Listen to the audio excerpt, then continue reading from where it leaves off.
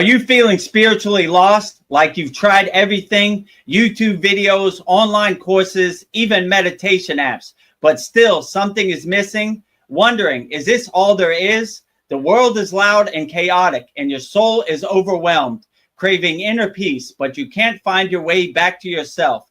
This is exactly why I created the Kriya Yoga Masterclass and my proven soul coaching system to help people just like you.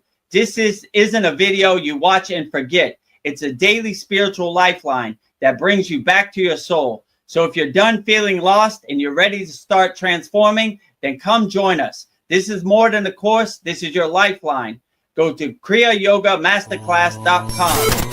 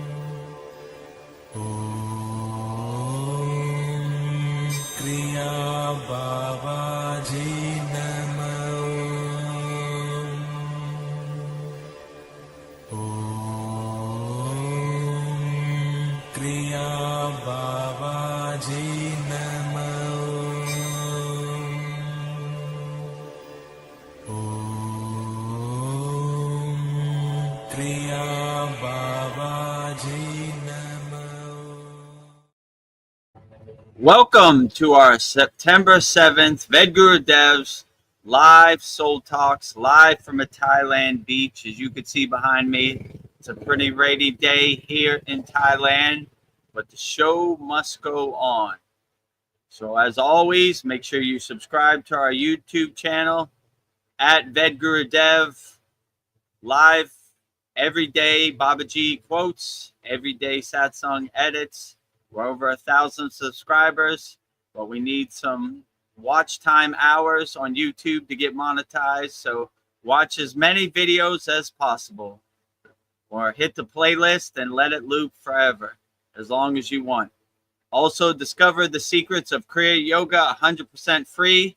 Join 750 like-minded Kriya yogis and yoginis from all around the world practicing Kriya Yoga for absolutely 100% free. So go to freekriyayogamasterclass.com. And if you're ready to master the supreme science of Kriya Yoga and go to the advanced techniques and join me, Veronica, and all of our 69 Kriya Yoga School members practicing the advanced techniques from around the world, go to kriyayogamasterclass.com. And with that said, we will start our September 7th Vedagurudev Soul Talks live from a Thailand beach. So put all your questions in the YouTube chat, and we'll answer them wholeheartedly. Namaste, Namaste, everybody. Yeah, doing great. Absolute pleasure to be here for yet another Soul Talks. So I spent the afternoon organizing my back wall to fit all my paintings. Nice. So I just did Lord Ganesha for 1 year and 6 months. So I was able to make room for him, but it's getting tight. So yes. Oh, you've got a lot of great artwork on your wall, as I could see behind you. Yep. Most of it for the Kriya Yoga School. For every 3 months, we do a new certificate. So yep, there you have it. It's the gallery of Kriya Yoga. Outstanding. Yeah. So if you want to know anything about Lord Ganesha, I can let you know. I have the whole tutorial. For the last 2 weeks, we've had a very profound class on, we gave mantra diksha for Lord Ganesha. So Veronica has a lot of facts at her fingertips about Lord Ganesha, because we spent the last 2 weeks in both classes praising Lord Ganesha. Yes. And we also had our 1 year and 6 months, 18 months anniversary at the Kriya Yoga School. So every 3 months at our Kriya Yoga School, we give out certificates of completion. And Veronica painted a very beautiful picture of Lord Ganesha that was in the back of the certificate that all of our A1 Day 1 Kriya Yoga School members got. I think we have 20 members that have been with us the last year and a half. So, yeah, so it was very beautiful. Maybe you could show them, give them a sample. Yeah. Oh, with pleasure. Yeah. Let me share the screen. And any of our members who are watching this that didn't get their certificate, just email me and I'll send it over to you so you can print it out and have it for your records. Desktop. Or you could just show it right here like this. There you go. That's... Okay. Yeah, you could show the whole thing. There you go. Yep.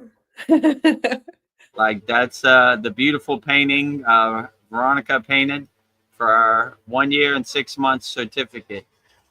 And she paints all of our certificates. So every 3 months you get a beautiful picture from Veronica and a beautiful one-of-one artwork painting, spiritual Kriya Yoga painting. Yeah, I could show you the certificate right there. That's how it looks. Yeah. You see Veronica? Okay, I won't show your full name, but it's okay. Yeah, so you can see how it looks with the certificate. So, yeah. All right, let's show it. Successfully completing the 1 year and 6 months Kriya Yoga program, signed by Vedagurudev and Veronica. So, there it is. That's how it looks in the background. So, you get many benefits from joining our Kriya Yoga School.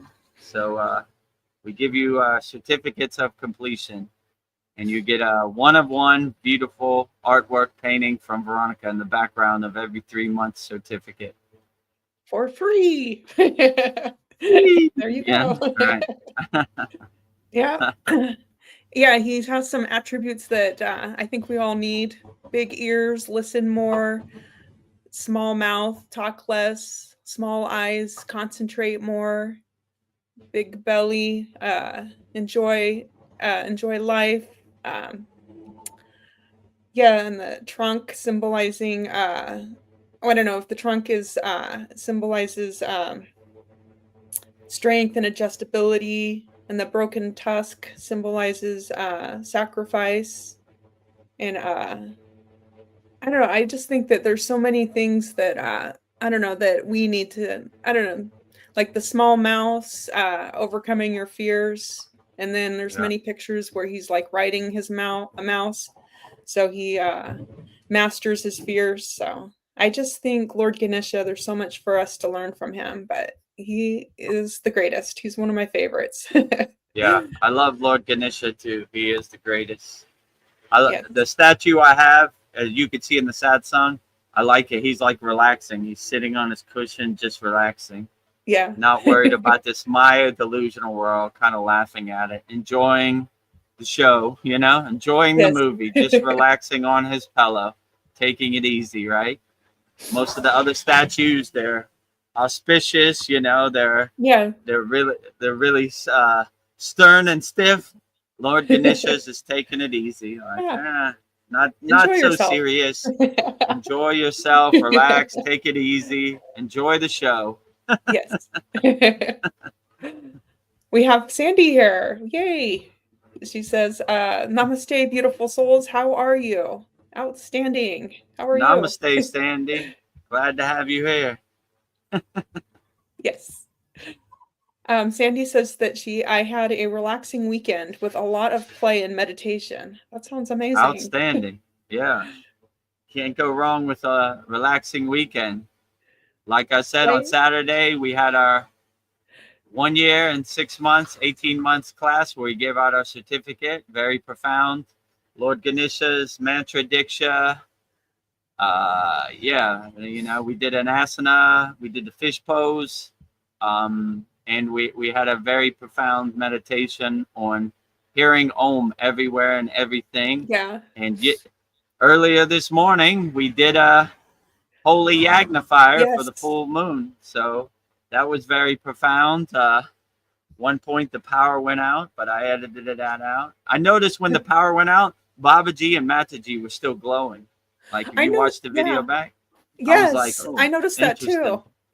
Everything else went out, but Babaji and Mataji were still glowing Yeah. until I came back. And yeah, maybe actually let's play the video. Here, I'll play it I have it for the August Yagna. 23rd. Okay. Yeah, August 23rd. So you could see what our Yagna is about. As a benefit of being a member of our Kriya Yoga School, our members send in all their problems and they watch it go up in smoke. It no longer serves them. All your money problems, all your family problems, all your health problems, all your emotional problems, whatever you're going through, it's very relaxing to see it go up in smoke. You don't need to attach it no more. Just wave bye-bye. Bye, Felicia, up in smoke. Bye, Felicia. You know, no longer serves you, you know. So, yeah, let's play that video so they can know.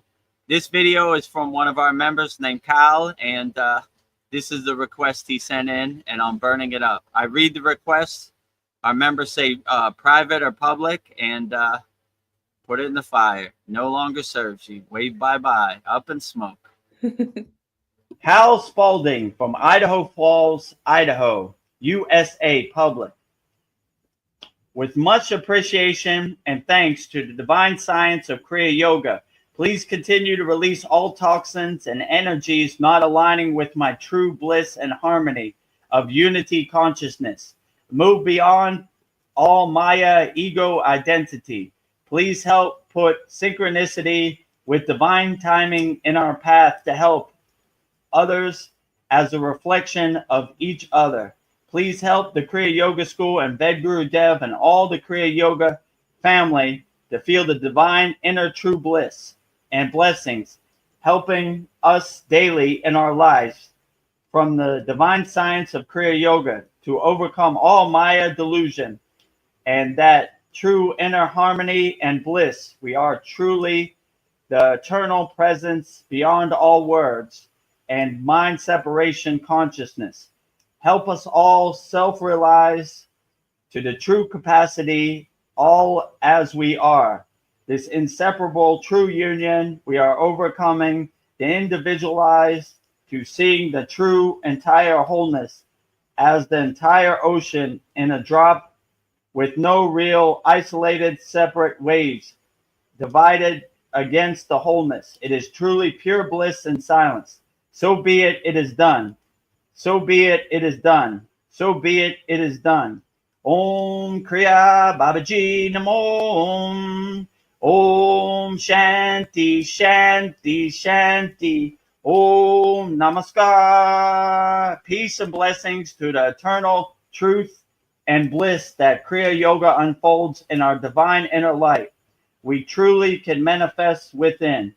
Thank you for all the gifts of Kriya Yoga. Thank you for Babaji guiding the way and Vedagurudev for delivering the mail beyond the call of duty. May we all be blessed with that inner true lasting light, lit to shine and help us as one. Much gratitude to all as the divine in the divine, as that inseparable greater wholeness we truly are. Jai Babaji.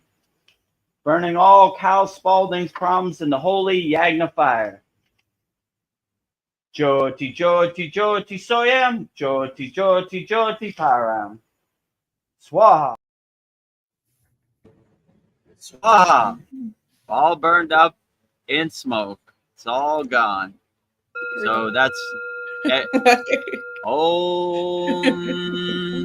so every full moon and new moon, we have a fire ceremony. It's called a yagna, a hama, a yagyar, a havan. But yeah, we have a nice big celebration and we burn up all of our members' problems.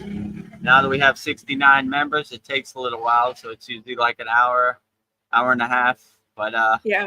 make sure we don't leave no yogi or yogini behind.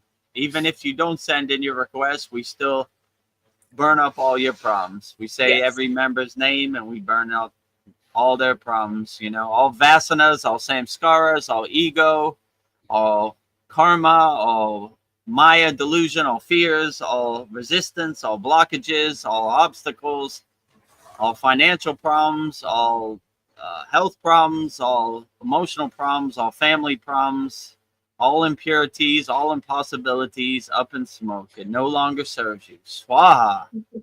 Swaha. I like what Sandy said, that she had a balance of play and meditation.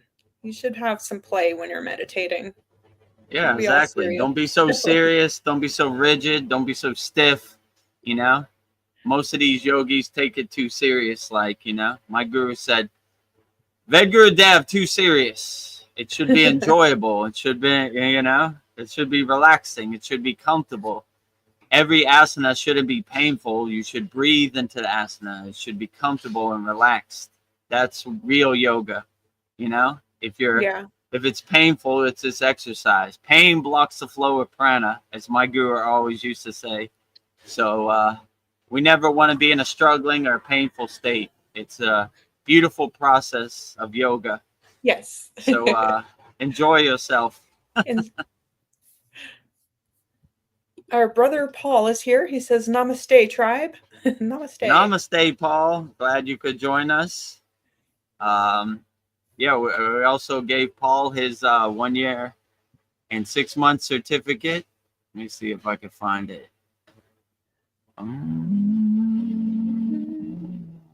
Okay, right there. There we go. Congratulations, Paul Froelich, on your 1 year and 6 months Kriya Yoga program completion. You now have the title of Kriya Yoga Master. So, congratulations. So, yeah, on our, we had some technical difficulties with StreamYard. So a lot of our members were trying to get on and they couldn't because we changed the link. That dirty StreamYard, but yeah. Well, yeah, we still got there. So I sent all the class, the recorded class, to everybody, so you could watch it back. So hopefully we don't go through that in this week's class. But yeah. Staying light on our toes, ready for anything. Like I said yesterday, the power went out, so we had 5 minutes of black till my power came back on and motor rebooted. But we're here, never giving up. We never give up. Lord Ganesha will remove our obstacles. And Babaji. All the Ascended Masters. Thank you. Oh, Sandy says, amazing, Veronica. I love how your wall looks. Thank you. It was not easy with my bum knee. Had to get on a chair very carefully, but I got it done. So thank you. And yeah, it's very inspirational. Actually, I'm gonna use our certificates, and I have a space on my wall. If you look at you see our class, you'll see there's a little space.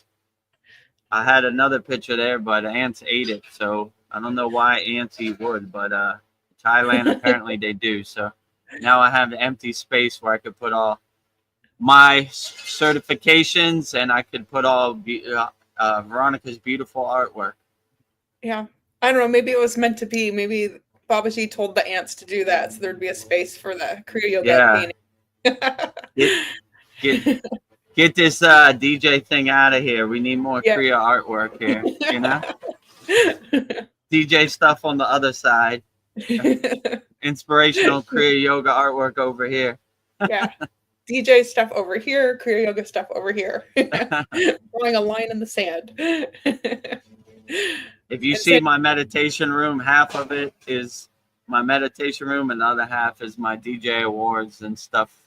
Yeah. My time of DJing, gold records, awards, whatever. Sandy says, hi, Paul. Everybody say hi. Hello, Paul. Do you want to say this mantra? Okay, yeah, exactly. This is a good one. Om Gam Ganapataye Namaha Sharatnam Ganesha. I like that you said Sharatnam. Yeah. We say that in our school too, you know? We don't usually say it on here because it's more of divine word of power, right? Yeah. But yeah, I'm glad you added charette name. That's a good one, Yeah. So we say The that a yoga lot, police right? might come after us.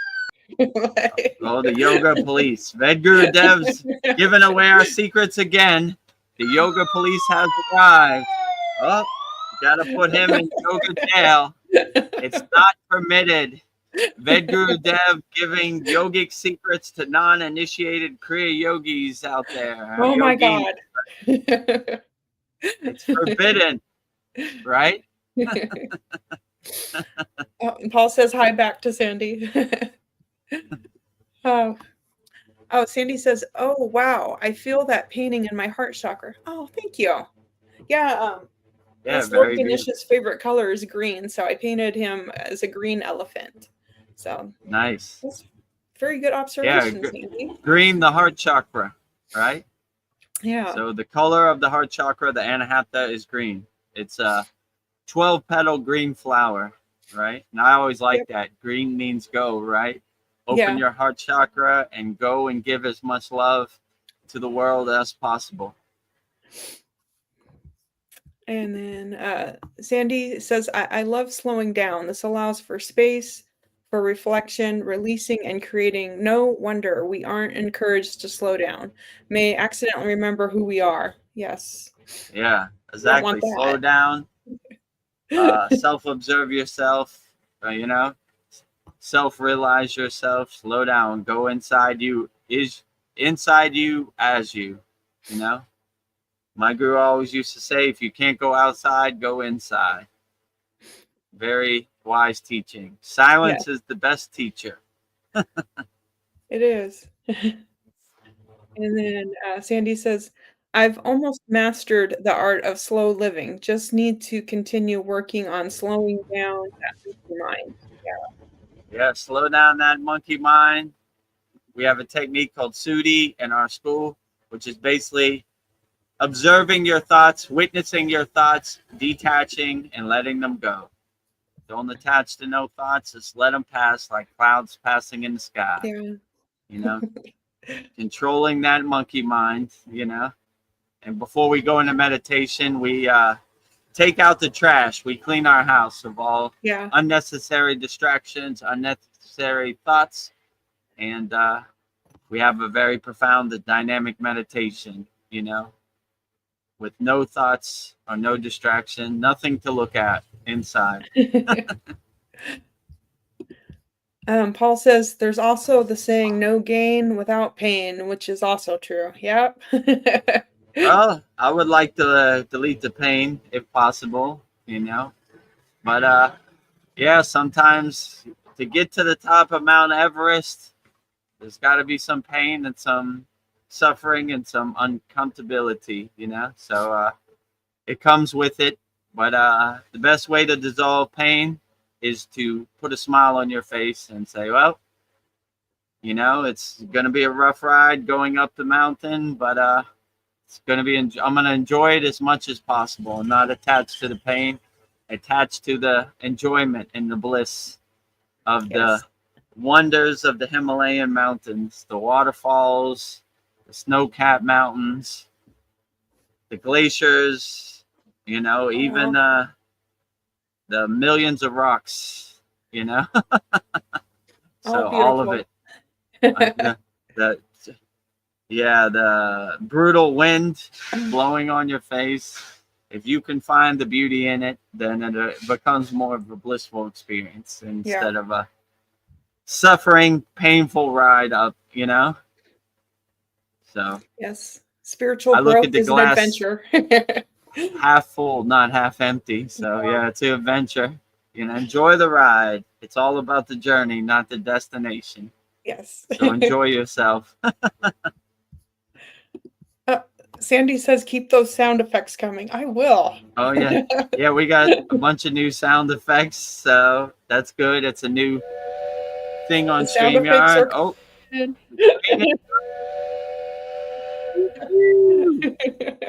Rain is coming, baby. You just heard the yogic police, right? So anytime anybody asks about my guru, my lineage, my para. We're going to play the yogic police sound effects. Yes. How dare you teach Kriya Yoga and help people around the world? Kriya Yoga is not for non-initiates. Oh, I guess I'm going to have to be put in Kriya Yoga jail. They don't approve, right? And then somebody posts a bad comment. We got the boo sound effect. Yeah. You know? Only positive energy, no negative energy. Yeah, only positive energy. Somebody says something funny. We have laughter. And what else we have? We have the Himalayan singing bowl, right? Yes.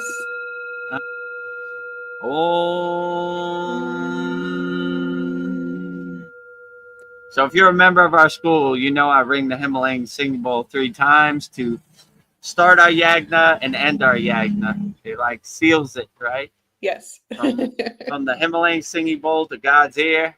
Also, we have a conch. I blow a conch like Lord Krishna. So letting him know we're starting our holy ritual. So maybe I'll add the conch in there too. Yeah, we don't have that sound effect yet. I got a good conch blow yesterday. Yeah. So yeah, let me put it in there.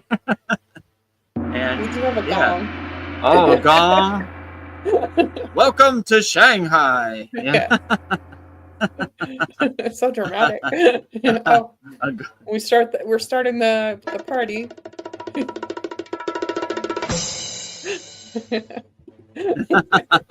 Drum roll, please. Right? Yeah. Oh. Sandy says, I also connect pink flowers, especially roses, with the heart chakra. I like your wreath, Veronica. Yeah, I think I need to when I start I should be like, and today I'm wearing little baby roses today. Like I'm at the Oscars, like, what are you wearing? Oh, they little baby flowers. Who dressed you today? You know, yeah. I was dressed by the pink flowers at the Oscars, the spiritual Oscars. Yeah, the Soul Talks live from a Thailand beach. I got my inspiration from Mother Gaia. Thank you. Yeah, Lakshmi likes red flowers, pink flowers. If you see, she's holding them up, right? So yeah. Lakshmi. I have like when I put my Lakshmi statue, magically a pink flower rose bush grow behind her. So. Really? When those flowers fall, I put them in front of her as an offering. Yeah. Oh, wow, that's amazing. Well, I don't see any questions. So so if you have any questions, put in the YouTube chat. We'll get to it. Don't be shy. Yeah. We answer all questions wholeheartedly here. So yeah, give us whatever questions you got. All right. I think I got a juicy question for you. Okay, so great. Babaji initiated Lahiri Messiah into Kriya Yoga. Did Babaji initiate you in a sense when you said that he hit you with his lightning bolt in your first initiation? Because you did hear his voice to guide you. So was that I would definitely say he initiated me, you know. He woke me up from my Maya delusional self into my true inner potential. So he definitely initiated me in a roundabout kind of way, kind of jump-started the car, kind of shocked me into reality.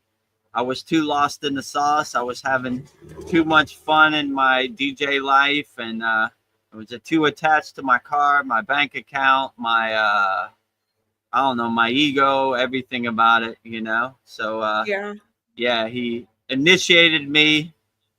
Because if he didn't, it would have. I was having too much fun in the Maya delusional world. I would definitely say so. Time to get back on track, you know, and get to work. So yeah, it took me over 40 years to get on the path of Kriya Yoga. So yeah, it's a marathon. It's not a sprint. So if I could do it, anybody could do it. So. Yeah, I definitely would say he initiated me in the supreme science of Kriya Yoga. And yeah, I'm living proof. If I could do it, anybody could do it. So yeah, I would definitely say but I would say it's not a one-time initiation. It's a constant initiation. Every day Yeah. I wake up and get out of bed. I ask Baba G, how's Baba G going to surprise me today? He's going to initiate me into some lessons. So every day is initiation by Baba G and Kriya Yoga. And I always get like some good nuggets and some good breadcrumbs every day. So, yeah, the fruit and the benefits of practicing Kriya Yoga is in the practice. So when you practice every day and do your sadhana every day, you get insights. You get to look behind the curtain and see like, oh yeah, if I put my hand here, it feels better in the full wheel pose, you know? So you become your own teacher, and you initiate yourself into the asanas because you see what works best for your body, and and you adjust accordingly and modify it however you want. So yeah, I would say every day I'm initiated by Babaji and Kriya Yoga. So Yeah. every day I wake up, say, all right, let's start the initiation brand new today with a big smile on my face. I don't know, it had to be that way. I was thinking like to perceive Babaji's form, you probably have to be at such a heightened state of awareness to even appreciate his form. So I think that was perfect how you got initiated.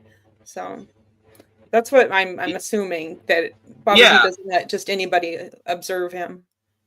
right. And to be truthful, I've never observed his form. It's more like a formless form, like a divine light, or like a darshan or something like this. So I've never seen Babaji in the physical form, like a form. It's more like a divine light, let's say it like that, like a golden ball, like a golden sun, So yeah, so I'm glad that I had that experience. I needed that because I was totally lost in the sauce, and I needed someone to kick me in my ass and jumpstart my, like bring out the jumper cables. We need to jumpstart Vedagurudev. He's lost out there in this Maya delusional world. And, from birth and conditioning, it's easy to get lost in your identities and your conditioning. I mean, you believe your football team is number one. You believe that you are your flag, you are your religion, you are your I don't know, your language. So you are your skin tone, whatever. But once you get on the path of Kriya Yoga, you start dropping all those identities. I am not my bank account. I am not my car. I am not this, I am not that. So, and then you start to really realize what your true self is. And you start to question, who am I?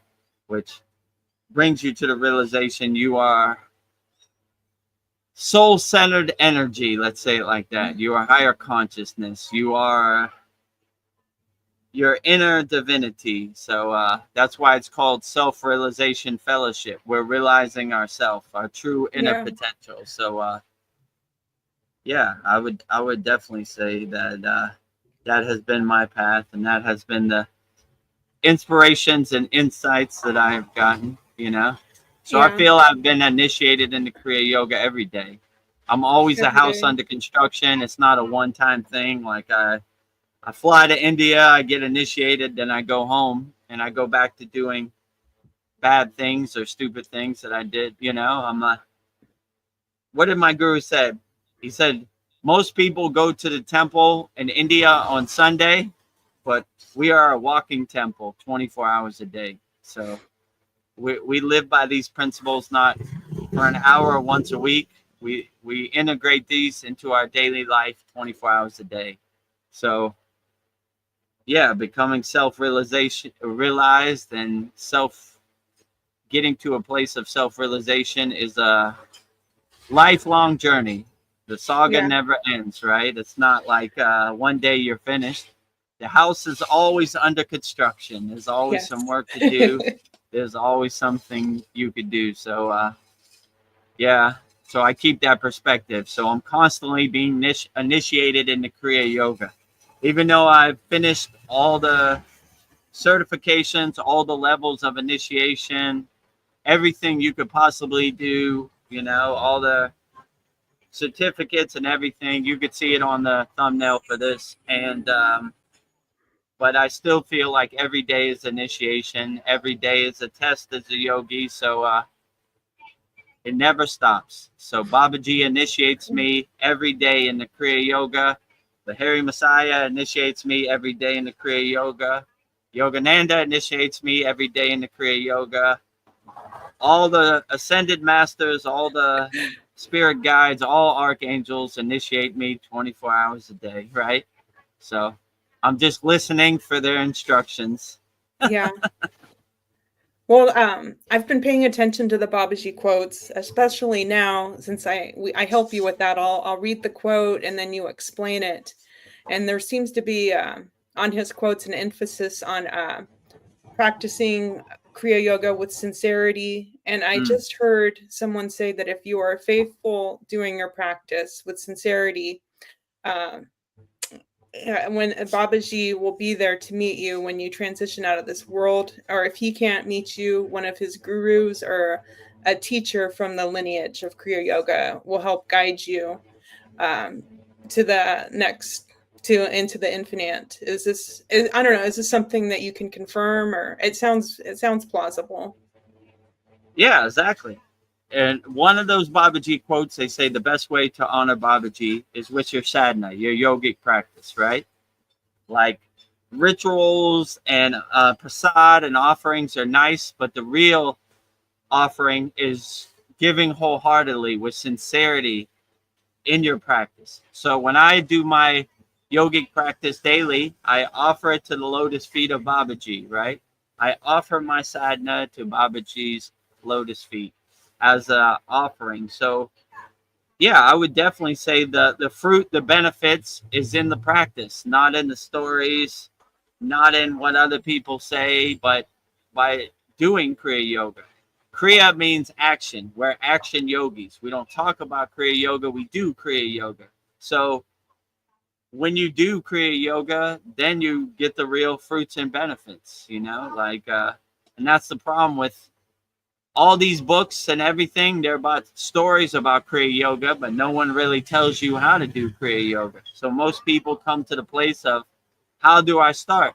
And that's why we started the Kriya Yoga School. You start here, we give you step-by-step roadmap. Do this first day, do this, you know, do this for the whole month, do this for the second month. So we give you some kind of structure so you kind of know. Because I had no structure when I started. I was like, all right, initiation's finished. What do I do now? You know, so that's how I developed these kind of kriyas and these techniques, because I experienced it, I lived it. Yeah. And I had the exact same questions that everybody else had. All right, Kriya Yoga sounds magical and mystical. I hear a bunch of stories about levitations, you know, people being in bilocation or fighting tigers, but how do I start, you know? And that's always the question that they really don't have the answers for. So if you want to know how to start, you don't need to be initiated. You don't need to be nothing. Just have a earnest sincerity to start practicing Kriya Yoga, and we'll get you started. Yeah. At our free school, we have a free Kriya Yoga beginner mini course. We have a very interactive community right there, freekriyayogamasterclass.com. And yeah, go there. It's 100% free. Join our group, and yeah, we'll get you started. Go to the classroom tab, and they have beginner mini course. And then on our community page, Veronica, Cal, and me, and all of our members post very inspirational stuff, videos from YouTube, everything. So you'll definitely get some good fruits and benefits. 100% free. Free. So go to freekriyayogamasterclass.com, and also our YouTube channel is 100% free too. Make sure you subscribe. You could probably, we have over 500 videos. It would take you like 2 months to watch all of them, 24 hours a day. So we have a lot of benefits, and our thumbnail tells what the video is about, right? Like, so you can know. Yeah. Okay, I want to know about that, you know. So yeah, we have a lot of great stuff and a lot of great videos. So but I'll let you choose at your own pace and own time, right? It's all on the screen. So I don't need to Well- sell you a used car. Do what you want. Well, I like that it's referred, Kriya Yoga isn't a religion, it's a science. So when I hear science, that means that it's repeatable. It's something that that's attainable for us mere humans. We can Right. I don't want you to have blind faith and just believe me. Oh, Vedagurudev said, so it's got to work. Test it, observe it, experience it, feel it, and know it. You know, test it, try it out. You know, we have a free course. Try it out. If it uplifts you and makes you feel good, let's go to the next step. If it doesn't, then you know, that's okay too. It's not for everybody, but at least you have a framework or some knowledge of Kriya Yoga, right? You know, so don't be like Vedagurudev. I was in, before I got on the path to Kriya Yoga, I was like, what are these hippies, these tree huggers doing? These yoga, that doesn't work. And then Babaji hit me with a lightning bolt, and I said, the thing I hate is this thing I am, right? I am a yogi, right? I'm so stupid. I'm talking bad about myself. I hate myself. Looking at myself in the mirror, right? I need to do better, right? All right, let's get to work. So, yeah, I could do it. Anybody could do it. So don't put any blockages and barriers or obstacles in your way. If you have any interest in Kriya Yoga, just join our free Kriya Yoga school. Subscribe to our YouTube channel so you get updated when we upload a new video. And yeah, let's start planting the tree today. Not 10 years from now, today. Let's get to work. And at least you have some knowledge or framework of what Kriya Yoga is, right? No?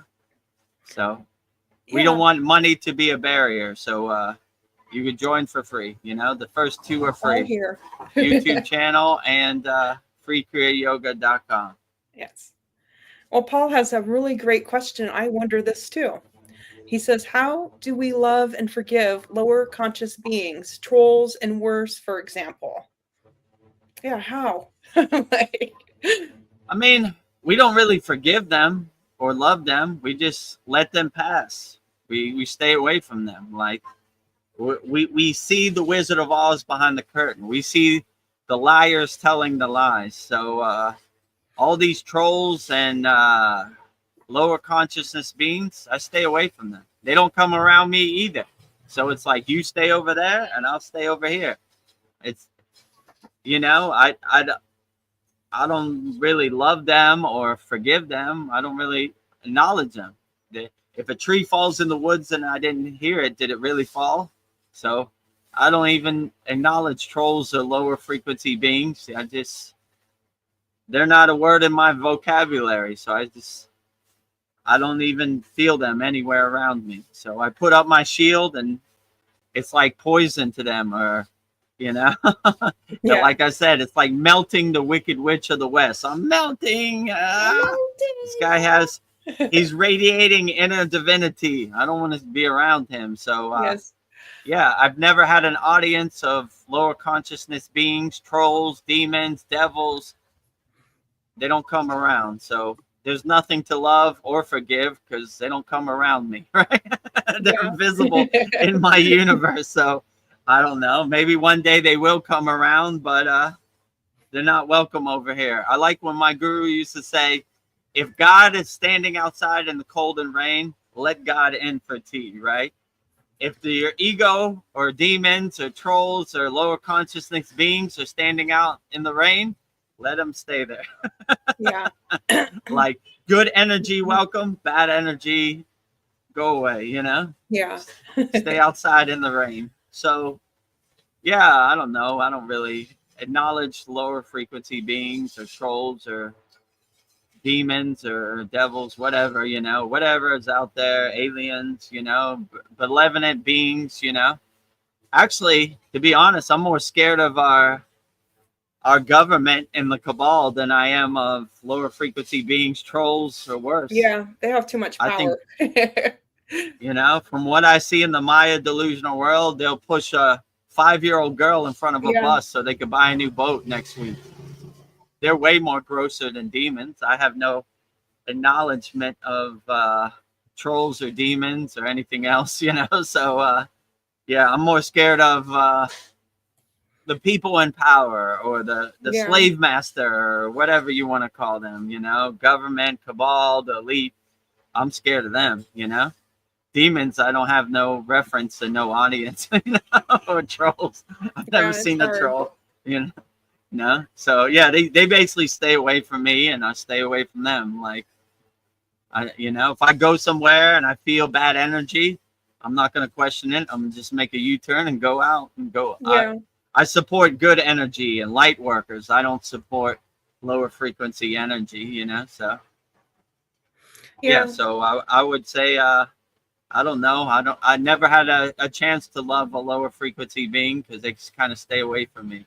Or forgive them, I mean, I guess I forgive them, but just do better, You have to look in the mirror and like who you see in the reflection. I don't. So forgive yourself. Have self-love. I like when what's this show I watched before? The Mandalorian, and they had Baby Yoda, and they said, "This is the way." This is right? the way. This is not the way, right? This is Hurting not the way. people, right? Stealing people's money, cheating, scamming. This is not the way. So go the right way. And it's never too late. Even though you made a lot of mistakes, believe me, before I got on the path of Kriya Yoga, I did everything I could the wrong way, right? So I pivoted, I changed course, I changed directions. And now I'm realizing my inner self. So if I could do it, you could do it. So whatever you did, I forgive you. Let's get on the path and let's get started. And if you don't know where to get started, we have all the information on the screen. Yes. So there's no audience for me to forgive, because they don't really come around me. Hopefully that answered your question, Paul. Paul adds to that, using that as an example, corrupt politicians, those that force the vax, do we forgive? Yeah, so like I said, I'm way more scared of the corrupt politicians, the cabal, the elites, like with like Paul said, the vax, right? They shut down the whole world for 2-3 years. Mm-hmm. So I'm way more scared of them than I am of any demon or troll or malevolent, alien, reptilian, any of those, right? Like, these guys are the real demons, right? And they force your child to get an unnecessary shot that has side effects. I mean, these people are gross, dirty. Yeah. Like, I'm terrified of them. Actually, I don't have try to have less fear as much as possible, but I stay far away from them, because I see the Wizard of Oz behind the curtain. I see the 3D chessboard, and these are the real gross demons. You want to see a demon? Just turn on the news and you'll see many demons, who lie, trick, and steal, war.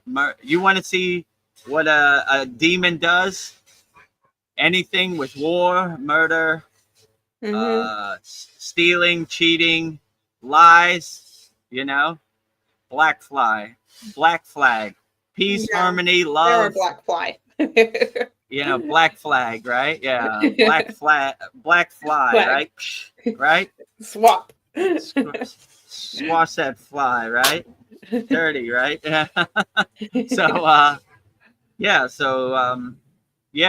you're right, Paul. Example, corrupt politicians, straight up demons, forcing children and mandating the whole world, puts a bunch of chemicals in their body, a one-step solution, not exercising, not going out in the sun, not eating right. Those are the real devils in my book, So I agree with you, Paul. If you want to see a demon, just turn on the mainstream media. You'll see a bunch of them. I don't know. How does one, survive this world if you have a soft heart without your heart going hard?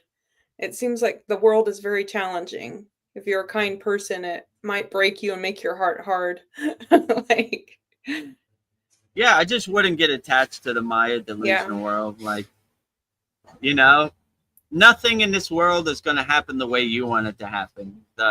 The Maya delusional world is going to do what it does. So all you could do, all you can control is your own inner energy and how you react to certain situations. So when you see liars on TV telling lies, you're like, it's what liars do.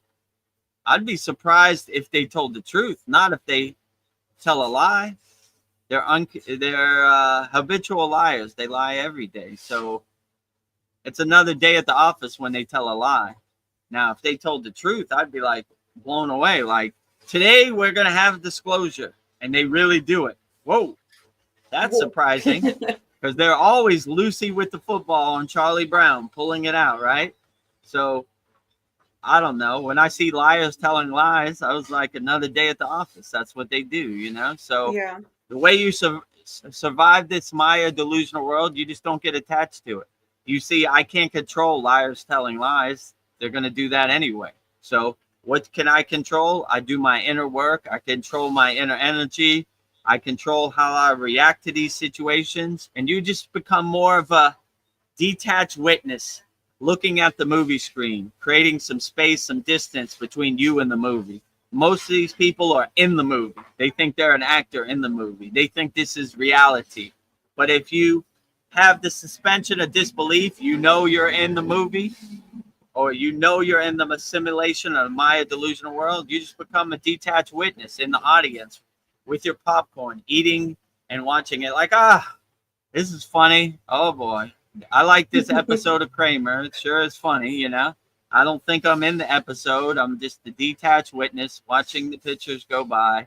So yeah, just detach from everything. Watch the pictures go by and let it pass, and you should be okay. That would probably be my best advice to navigate the world. Don't get attached to anything. Nothing is going to happen the way you want it to happen. The Maya is going to keep Mayaing. So let it keep Mayaing. Don't get attached to it. Become the detached witness. You know, this is some Maya delusion on the stage of the universe that I'm just a detached witness. I'm not trying to be in the game or, you know, in the movie. I don't want to be an actor in the movie. I just want to, you know, become the detached witness and create some separation and some space between me and this narrative. So yeah, and I wouldn't get attached to anything, and I would just love as many people as possible. Don't let other people's ghost story become your ghost story. Don't let other people's religion become your religion. Don't let other people's football team become your football team. You know, on and on and on. And yeah, like I always say, become an unshakable mountain. No matter how crazy and delusional the Maya delusional world becomes, just watch it same way you watch a movie. Like, there they go again.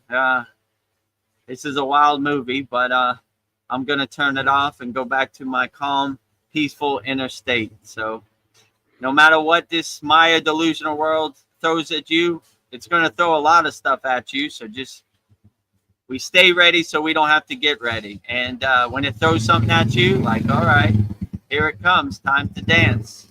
And when it comes, you just say, all right, unshakable mountain time. You know, there's chaos in the streets of UK, unshakable mountain. What Donald Trump did today, unshakable mountain. There's a war over here, unshakable mountain, unshakable mountain, you know, and you begin to start focusing and giving your energy to what serves you in the present moment. And that's a good way to uplift yourself. Spend your energy on things you can control, not things you can't control. So just enjoy the show, The Maya Delusional World. This season of The Maya Delusional World on Netflix sure is a crazy one, and it might be getting crazier. So buckle up. It's going to be a rough ride. The Maya Delusional World is going to be a roller coaster. It's going to go up. It's going to go down. It's going to go to the left. It's going to go to the right. It's going to jerk you back and forth like you're in the washing machine. Hey, yeah. But just try to be an unshakable mountain. Ground yourself, anchor yourself into the ground, and hold firm, right? No matter what this world throws at me, I'm going to be an unshakable mountain, you know? No matter how much rain there is, unshakable mountain. No matter how much snow there is, unshakable mountain. No matter how much sun there is, unshakable mountain. Unshakable. You know, unshakable mountain. No matter what, you know, nothing can move this mountain. Unshakable. Well, I was thinking, like, if our thoughts can make us sick, is it possible that our thoughts can heal us? And yogis heal themselves with their prana. Did they also do it with their thoughts to heal themselves? Absolutely. So my guru used to say, think disease and you have disease. So we always have perception of never thinking we have disease, and it never becomes our reality. So the C word was never a word in my vocabulary, and I never got it. So I'm living proof, you know, like I don't, all these things are kind of fear-based to get you to believe the narrative, right? Like bombard your consciousness with so much psyops and lower frequencies that you believe that's what you really are.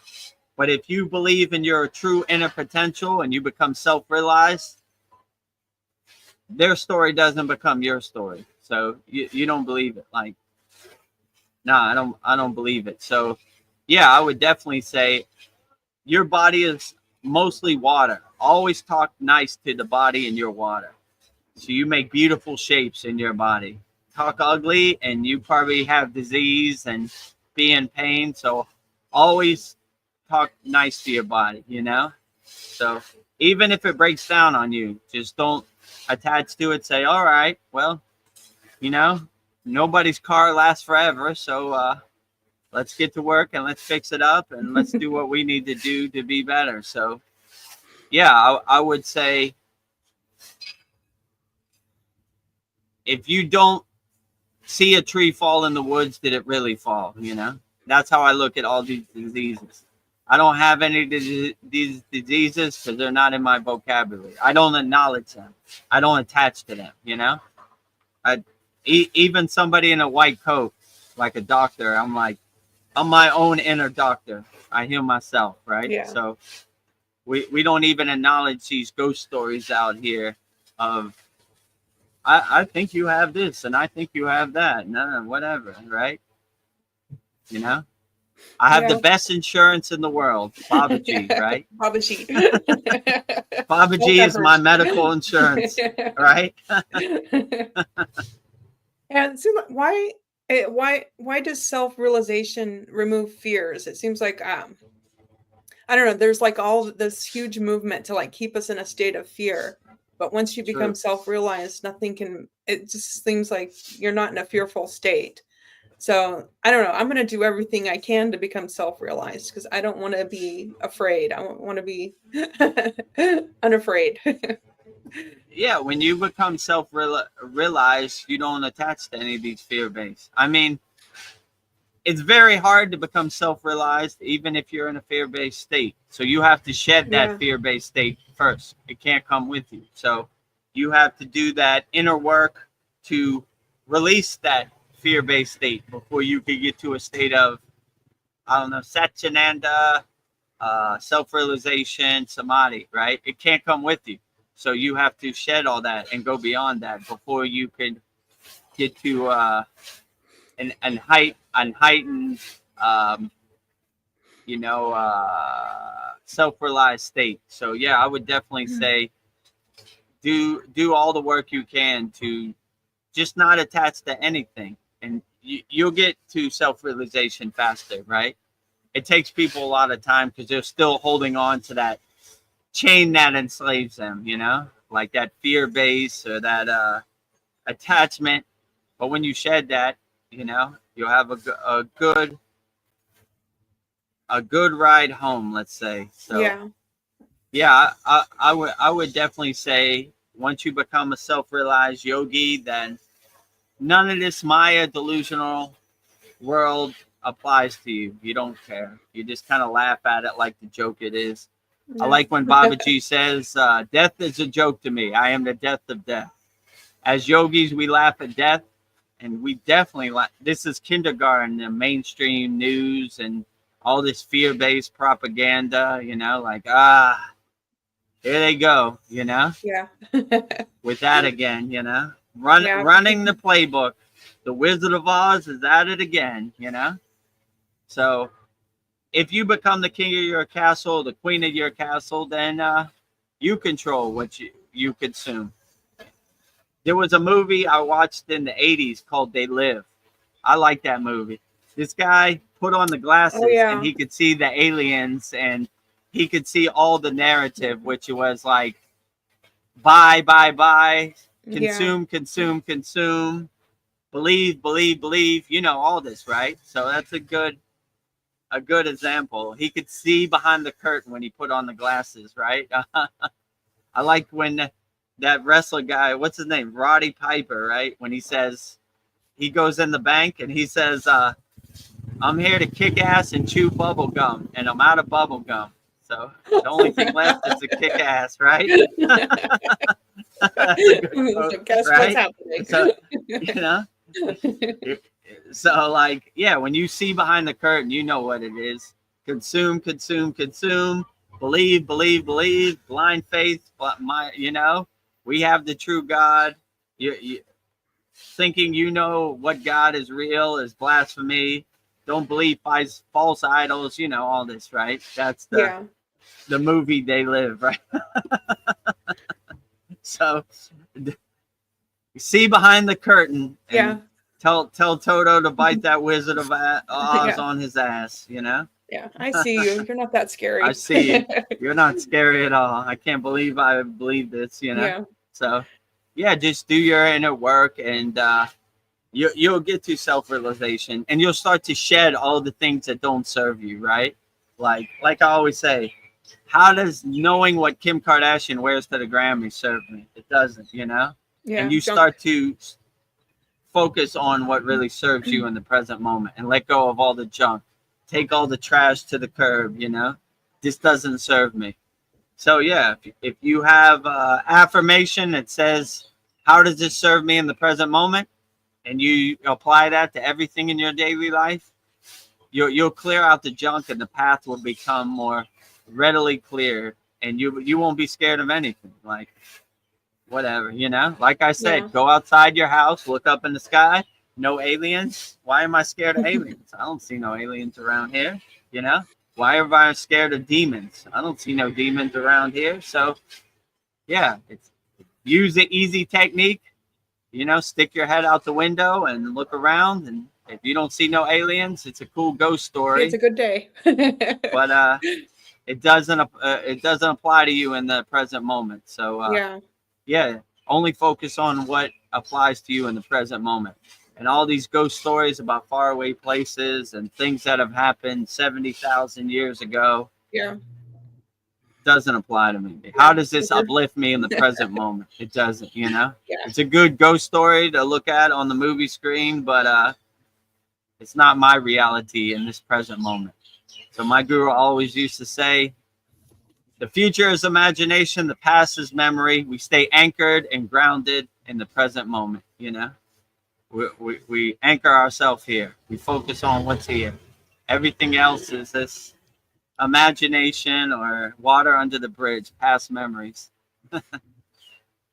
Well, Paul says it seems money really is the root of all evil.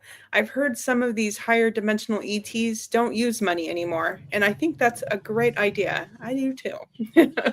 No money, no problems. Yeah, I would say that in my intuition that on a higher spiritual plane, money is useless. It's some toilet paper, it's some fairy dust. When you transcend your physical body, doesn't matter how many zeros or ones you have in your bank account.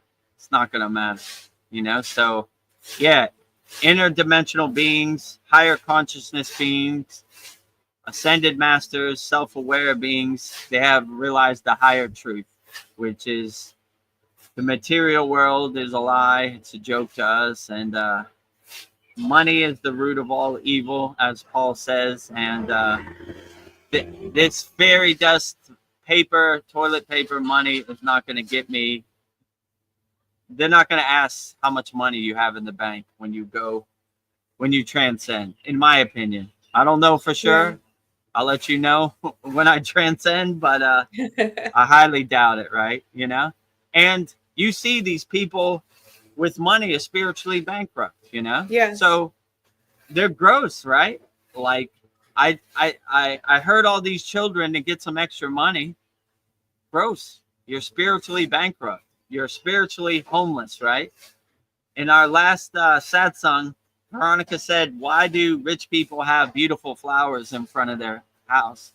And I go, even if they have the most beautiful flowers outside their house, their inside is ugly, right?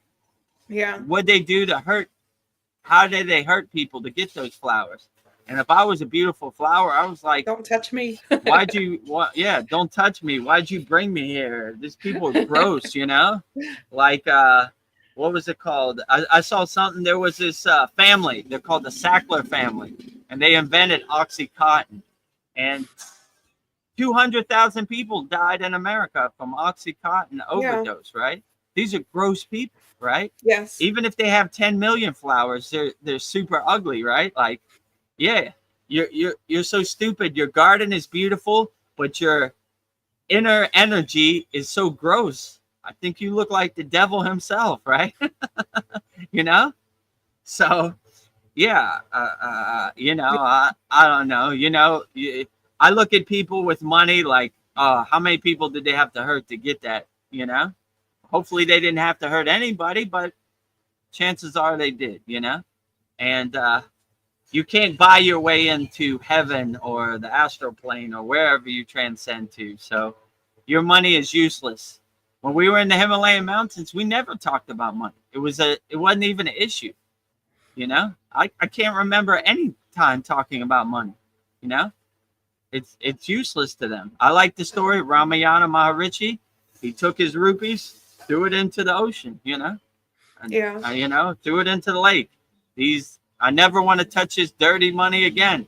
You know, it's lowering my frequency. You know, it's, you know, chasing the dragon. You know, it's like a drug I gotta have every day. So, and they put you into that matrix, you know.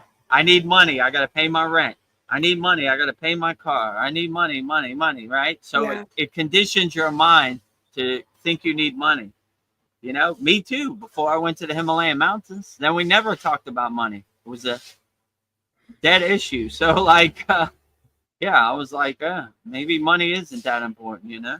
As long as you're comfortable and you feel good and you haven't hurt no people to get any extra money, then you're okay. So I feel that us on the spiritual path are way more wealthy than people with money. They're lost in the sauce, you know. They're miserable. More money, more problems. So that, you know, they are spiritually bankrupt. They are spiritually homeless. So their money is no good over here. You can't buy your way into heaven.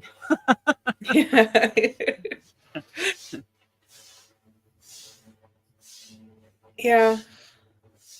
I don't know. I think I don't know, like what was I gonna say? I lost my train of thought, but I don't know, like taking back my freedom. Like I feel like the answer seems to be to get to a place where no one can control you. I don't know, with things like money, to feel like I have everything and there's nothing you can give me. I don't already have. You can't control me. I don't need your money. Yeah, I would definitely say wake up with a smile on your face, be grateful, have gratitude, be content, be satisfied for what you got, not what you don't got. And that would be a good way to protect your energy. Because if people will be like, you know, if you hurt this child, you can get more money. Nah, no thanks. Or if you buy my program, you can make more money. No thanks. I'm pretty satisfied and content. And they can't sell the used car to you because you don't need a used car. I like the car I have. I don't need nothing extra.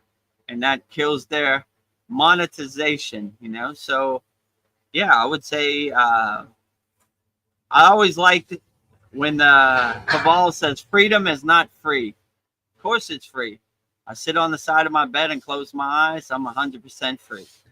but they can't monetize that. So they always like to call that woo woo or whatever, Yeah. right? You know, like, yeah, buy a Big Mac, you'll be free, you know? You'll be happy if you buy this or you buy that. But if you realize happiness is inside you as you, happiness is internal, not external, can't really sell you anything, you know? Yeah. You're trying to sell me happiness that you don't have. I have happiness inside me as me. So what do I need your fake happiness? You're selling me snake oil. You're selling me, you're a charlatan, right? Yeah. Hello, friend. Buy this and you'll be happy. No, no thanks. And it Happiness never is makes you happy. inside me as me, right? Yeah, it's a fleeting happiness, you know. You buy an iPhone 25 or whatever, you're happy for one day, and then you realize you got to make the payments on it or whatever, right? You can't eat. You got to eat a can of beans for the next month because you spent all your money on a new iPhone that you don't really need. So Yeah. just see the game for what it is, you know. Happiness is inside you as you. I could tell you when I meditate, I'm 100% free, you know. I'm not worried about any of this, right? And I don't want other people's freedom to become my freedom, you know. So I'm like, I'm the creator of my freedom. I'm the director of my freedom. I'll make it however I want. And you have no say over here, you know. So yeah, just you want to be free, just go in your closet, close the door, and just be alone with yourself. It's a beautiful thing, right? Yeah. You don't have to get on the airplane. You don't have to go nowhere, you know. You don't have to spend no money. So, yeah, just sit on the side of your bed and be free. So, yeah, I would definitely say be as free as possible. Be a free bird flying around, right? Don't be in their cage. Don't let them tell you what freedom is. You tell me what your freedom is. No one can tell you what your freedom is. So, yeah, I would definitely say create your own happy place and your own freedom inside you as you. That would be my best advice. And anytime you see a TV commercial or billboard or whatever and it says, go to Subway, it'll make you happy or whatever. Yeah. Just be like, yeah. PSYOP marketing, you know? Get some chocolate selling me bacon. something they don't have, right? Charlatan, right? Cheater. Cheater. Freedom cheater, right? Freedom liar. All right. Freedom is not free. Really? Freedom. What's it? Free. Speaking of freedom, I was thinking maybe like the power of surrender. Like I'm finding actually just letting go and just trusting it's gonna be okay is the most freeing thing I've ever done. So I don't know if you want to share your thoughts on what it really means to surrender. Yeah, like I had to realize I had to get out my own way, right? And just let it flow. Freedom, let freedom flow. Don't try to make too much sense of it. Just let freedom kind of flow and happen the way it happens, you know? I used to try to make sense of it. How does freedom work? How do I get there? Now I just let it happen, you know, and enjoy the ride. You know, wake up with a smile on my face and just be as free as possible, you know? So, yeah, that's what I would say about freedom, you know? It's inside you as you, and just, let the freedom flow. Yeah. What are some signs that you've encountered someone enlightened? How do you know when you've come across somebody? Is it just you feel their energy or? Yeah, you feel their glow. They uplift you, you know, like it's almost like a breath of fresh air. Like, whoa, someone's around here feeling good, you know? Let me go find them. Like I told the story before. I was flying to India and I found a quiet place in Bangkok airport before my flight where I couldn't be disturbed, where no one was around, and just did my sadhana, my yogic practice. You know, I didn't want other people's energy to become my energy. I wanted to be off, you know.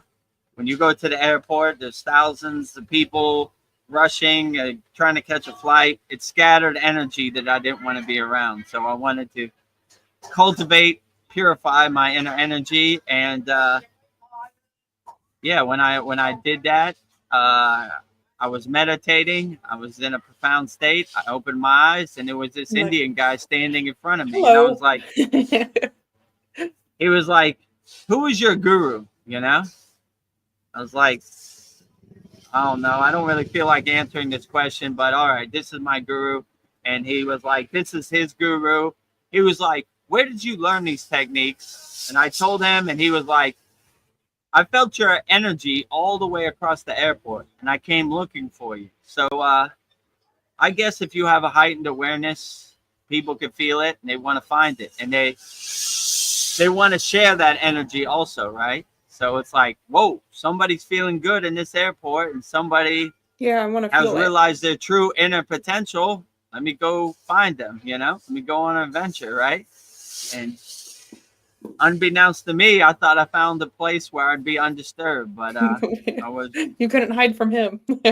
I couldn't hide from him. He's feeling inner energies. Yeah, so the same thing.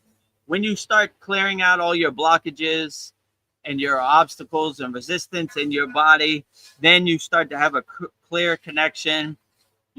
It's easy for your kundalini to awaken. It's easy for your chakras to open and be unblocked. It's easy for your Simna Nadi to be aligned. So, yeah, all this inner work we're doing is basically that. We're purifying, we're cleansing our inner energy. So we have a direct connection. So we could become a nuclear power plant radiating inner divinity and self-realization and Satchinanda. So that's what I would say is probably the best way. And if you're a like-minded yogi or yogini, you could feel other like-minded yogis and yoginis, right? That's so when you see them, you know what it is because you experience it yourself. Like this person is on a higher consciousness, a higher vibration like me. So I enjoy them, I told the story a while ago. Me and my guru were walking through the market. We came across this guy. He was just glowing. I looked at my guru and I said, you see that, Baba? He said, yeah, I see it. And we're like, all right, let's go investigate. So as soon as this guy saw us, he started laughing, uncontrollable. I see right? you. And we started laughing uncontrollable.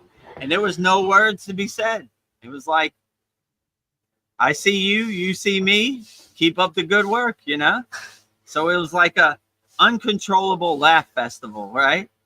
It went on for like 5-10 minutes, and we just kept walking, Yeah. I see you, you see me, and right, we're like-minded yogis and yoginis, and even though I'm here selling fish, I'm on the same path as you. So you never know where you find like-minded yogis and yoginis. Well, I have a question from Sandy. She says, what do you feel the role of free will plays in co-creating our reality? Personally, I've co-created key aspects of my life last number of years after decades of being in victim consciousness. Yeah, so in our Kriya Yoga Masterclass, we have a very excellent meditation. It's called Going to Your Happy Place, right? In yoga, they call happiness Ananda, right? Or like bliss or joy. So, yeah, I mean, the way we teach it, we're the soul creator, right? We're the soul director. So we would, who would you be co-creating it with? God? If you're co-creating God, I understand. So, yeah, we create our movie how we want to. We're the director of our movie. We want 1 million flowers in front of our inner house. We make it. We make our body of water how we would, and we create it however we want. So, yeah, that's what I would say. Go to your happy place. Create your movie however you want. And what other you are the director of your movie. So what other people think of your movie really doesn't matter. You make your movie however you want. You create it however you want. So you are the creator of your movie. So yeah, if you could realize that, then yeah, you have the free will to make your movie however you want and create your movie however you want, inside you, as you. So there's no restrictions. It's unlimited. Make your movie however you want. Yeah. So Yeah, if you're Sandy. yeah, go ahead. Oh, if you Sandy just says yes, co-creating with all that is God consciousness. Yeah, exactly. If you align yourself with God and create with God, the possibilities are unlimited. Create your movie however you want. Go to your happy place. Make your happy place however you want. And no one can tell you how to create your happy place. You are the director of your own movie. So you create your happy place exactly how it should be, with no restrictions. So you and God have a blueprint, and you write it out, your happy place, right? I Yeah. want 10 million pink flowers in my happy place. I want to have a lake. I'm going to have some swans in my lake, I'm going to have some colorful birds. I think I'll have a blue jay, and maybe I'll have an oriole there, and maybe a cardinal. Yeah, I like a red cardinal. That looks cool. And, you start making your happy place. And when the Maya delusional world gets too overwhelming, you just go to your happy place. Sit on the side of your bed, close your eyes, sit in meditation, go in your closet, close the door, and be alone with yourself and enjoy your happy place. So, yeah, I would definitely say it's a very profound thing to go to your happy place. Let's say it like that. Yeah. And I if you know it need kind some of tools, we have it in our masterclass. yes. And it sounds like not waiting for reality to shift for me, just deciding I'm that desired reality. As simple as that. Yeah, I can change my reality with my thoughts. right. You are the creator of your own reality. And to be honest, reality is not going to shift for you anyway. So you're waiting for a train that's not coming. The train is not coming. Right? I don't hear the whistle. I don't hear anything from the train. Oh, maybe it is coming. So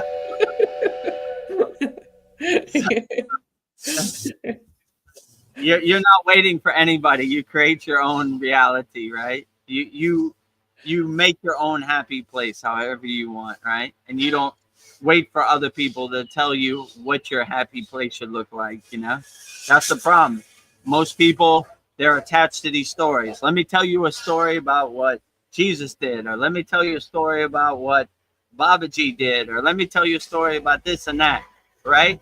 But when you start taking control of your energy and your power, you see, how did these stories serve me? I'm going to make my own story. I'm going to create my own movie in my own happy place. I'm going to write my own book. The autobiography of Veronica, I'm going to Yeah. make it, and this happened, and, and if I make my own story, I'm going to make it like all these other magical stories out here. Yeah, 70,000 years ago, I came on a spaceship with the Anunnaki, and we seeded this planet, and then we implanted the chakras, and I'm gonna make all kinds of magical stuff. Yeah. It makes it more vivid, right? Sounds exciting. Or I'm gonna make my book like Patanjali. First line of the book, and now yoga, right? Let's just get Finish, to it. right? One. And now yoga, right? 3 words. That's my book. And now yoga, right? No stories, practice, right? Let's get to work. Well, now you can stop and smell the roses. No distractions. No distractions. Enjoy the nature out there, the beauty of nature. It's a beautiful thing. Well, Sandy says, I wish I could get everyone to see that. They don't need to settle. They don't need to settle. Yes. Yeah, well, you can lead a horse to water, but you can't make it drink, right? No matter how good I make the Kriya Yoga School, some people They're not ready for it. They're not. They're on their own time. So if when you're ready, we're here. That's the way I kind of look at it. You know, I would like for everybody to be uplifted collectively, but they're on their own time. You know, they're attached to the Maya delusional world. You know, so when you're ready, I'm ready. So that's what I would say. I would like for them all to see it too. You know, I would like for everybody to see the bliss of practicing Kriya Yoga. Enjoy the supreme science of Kriya Yoga. Test it, observe it, experience it, feel it, know it for yourself. But, you know, some people aren't ready. They're on their own timing, you know. My daughter is turning 16 tomorrow, and she's on her own time, you know. I would love for her to be a enlightened yogini. I make the best conducive situations, the best environment for that. She's on her own time, you know. Yes. When I was 16, I wasn't ready for it either. I was into skateboarding and Star Wars or whatever. I don't know, you know. So it takes a while, you know. Yeah. But most people, when they had enough of the Maya delusional world, that's when they come to the spiritual path. Like, you know, if you're enjoying the Maya delusional world, there's nothing to leave. But once you see that this is not reality, then you're like, yeah, I need some tools and I need some techniques and some kriyas to help me overcome this Maya delusional world. Because it is definitely overwhelming out there. And I have compassion for all my fellow yogis and yoginis. It is not easy being in the world and not of the world. It's strange. It seems like we have to suffer to awaken. It's like how much suffering we have to decide this is not good. Like, yeah, I mean, every day is a test as a yogi or yogini. I'm no exception. Every day they're throwing mud on me. They're coming from every direction. I said in the last sad song, I want to be four-faced God, Brahma, right? Brahma's looking to the front, Brahma's looking to the right, Brahma's looking to the left, and Brahma looking to the back. So he has a face on every side of his head, right? So you can't sneak up on him. So, yeah, so be like Brahma. Have your head on a swivel. They're coming for sure. But the only thing you can control is how you react to them. You know, they're going to do stupidness and everything. And you're like, all right, here they come. They're always coming. They never give up either. yeah. So when you give up and submit to it, like hide under your bed. But if you don't submit to it, then nah, I'm ready for it. Come on with I'm ready. it. Like I said before, I'm Captain Dan of Kriya Yoga. I'm on the sail of the boat. Come on, that's the best you got. You call it thunder? That's not thunder. This ain't rain. This is a baby storm. Give me some real storm, right? Yeah, like come at me, bros. Come at me, bro. That's the best you got. So, yeah, that's kind of how I look at it. You know, like they're coming. I'm no exception. I don't want anybody to think out there that Vedagurudev don't go through it. He goes through it too every day. So it happens to all of us. The only difference between enlightened beings or self-realized beings is they have the tools to overcome, and they're not really attached to it. Like, yeah, whatever, you know. What can you do? You know, whatever. Yeah, I don't know. Like Sandy said that they don't need to settle, whether it's their career, relationships, or whatever it is. Yeah, you don't need to settle. Yeah, don't settle. Yeah. I wouldn't settle for anything. You know, you are the creator of your movie. Make your movie as beautiful as possible. Don't settle for anything less. What do they say in that commercial in America? Anything less is uncivilized, right? Anything less is uncivilized. Yes. What was that? Old Spice or something. Yeah. Yeah. Oh yeah, Old Spice. And then the little anything less is uncivilized, you know? I don't know, karma yoga, it's about being of service to and helping others, but there are just some people out there you cannot help. They just are like you said, they're on their own timing. But yeah. And I would let them come to their own realization. I wouldn't force it, you know. I wouldn't try to convert anybody. I wouldn't put your suit on and get on your bicycle as a Jehovah Witness and go knock on doors. Hello, let me tell you a story about our Lord and Savior, Jesus Christ, you know. So when people are ready to come to it, they will, you know. So that's why our Kriya Yoga School, we created a space. When you're ready, we're here, you know. Yeah. You tell me when you're ready. We're here, you know. So we ain't going nowhere. When you're ready, I'm ready. So yeah, it's all on the screen. Choose choose which resonates best with you. Yeah. Yeah, but then I'm like on the mindset of like I'll just help people, not expect anything from them too. So if I see somebody needs some help too, I can do simple things. Yeah, just karma yoga, it's so beautiful because it's selfless service. You're not asking for any returns or any rewards or results. You're just helping because helping feels good, you know? And this is, as they would say in Kriya Yoga, the lightning path to enlightenment, you know? Helping people just because it feels good, you know? Yeah. Not because you want anything. You have no expectation, you know? I'm not helping because I want money or I want any rewards or any results. I just makes me feel good. Yeah. I like helping people, you know. And if you watch any of these sad songs or soul talks, the last millions we've done, you know, I want to have a Santa Claus list longer than the longest Santa Claus list ever, you know, of people I've helped. Cue the sound effect, Veronica. How many people you help, Vedagurudev? Millions. Give me the opportunity to help you. So, yeah. So, let me help as many people as possible. You know, that's my true blessing. So, I'm not doing this to get rich. I'm doing this to help people. So, if you need help, let's get to work today. You know.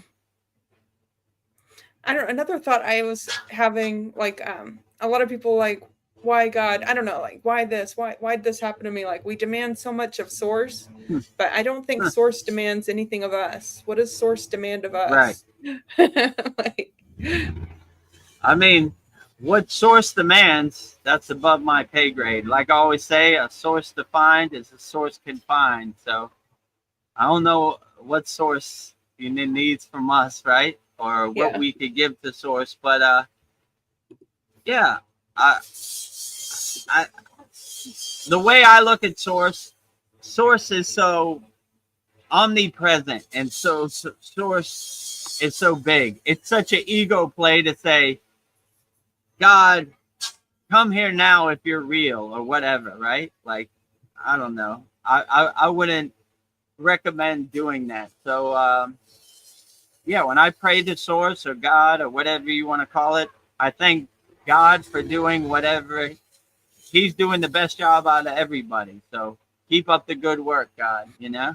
So that's what I would say, you know, like, thank you, God. You're the greatest, right? You win the award of all time. You are the best painter in the history of the universe, the best creator ever lived. So, yeah, you know, like, you begin to see, like, demanding certain things of Source or God, waste of time. God is busy. Let God do what he's doing, you know? You know, if people think like God is like, it's 10 a.m. in Thailand. I want Vedagurudev doing right now, you know? God is busy. I don't even want God to come, you know? So if God comes, I'm respected, but you know, like it's going to be a blessing, but I'm not requesting it, you know? Yeah. God, you're doing the best job out of everybody. Keep up the good work. No need to come stroke my ego and, you know, show yourself or whatever, you know? I'm okay, right? You know? Keep up the good work. That's what I would say to God. Well, speaking of God, if like if someone is referred to as Guru Deva, is that someone who has access to the angelic realm? And what is the difference between angels and devas? Yeah, so we would say, like when you say Guru Dev, or yeah, Guru Deva, right? Jai Guru Deva. Jai Guru Deva means thank you, guide to God, right? Like thank you, God, for being a guide. So Deva means God, right? So when you say Deva, it means God, right? So thank you, God, for being the supreme guide. You know, you're the greatest. That's basically what it's saying, right? Like Jai is like victory, right? Victory to the highest supreme guide to God, right? So that's what it's saying, right? So my basically name means Guru Dev, means a guide to God, you know? So you could credit Babaji for giving me that name, Yeah. Diksha. So A guide to God. Take me there, a please. guide to God. He raised the bar too high for me, right?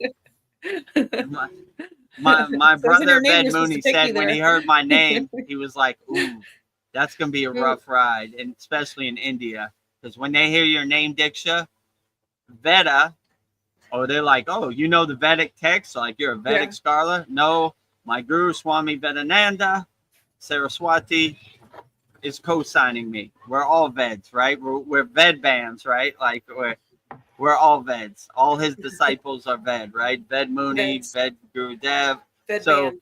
and then that was like Guru, you know, that already has some Yeah. stigma attached to it, you know, I look at it as more of a guide, not like a supreme physical form, right? Let me tell you the secrets of the universe, you know?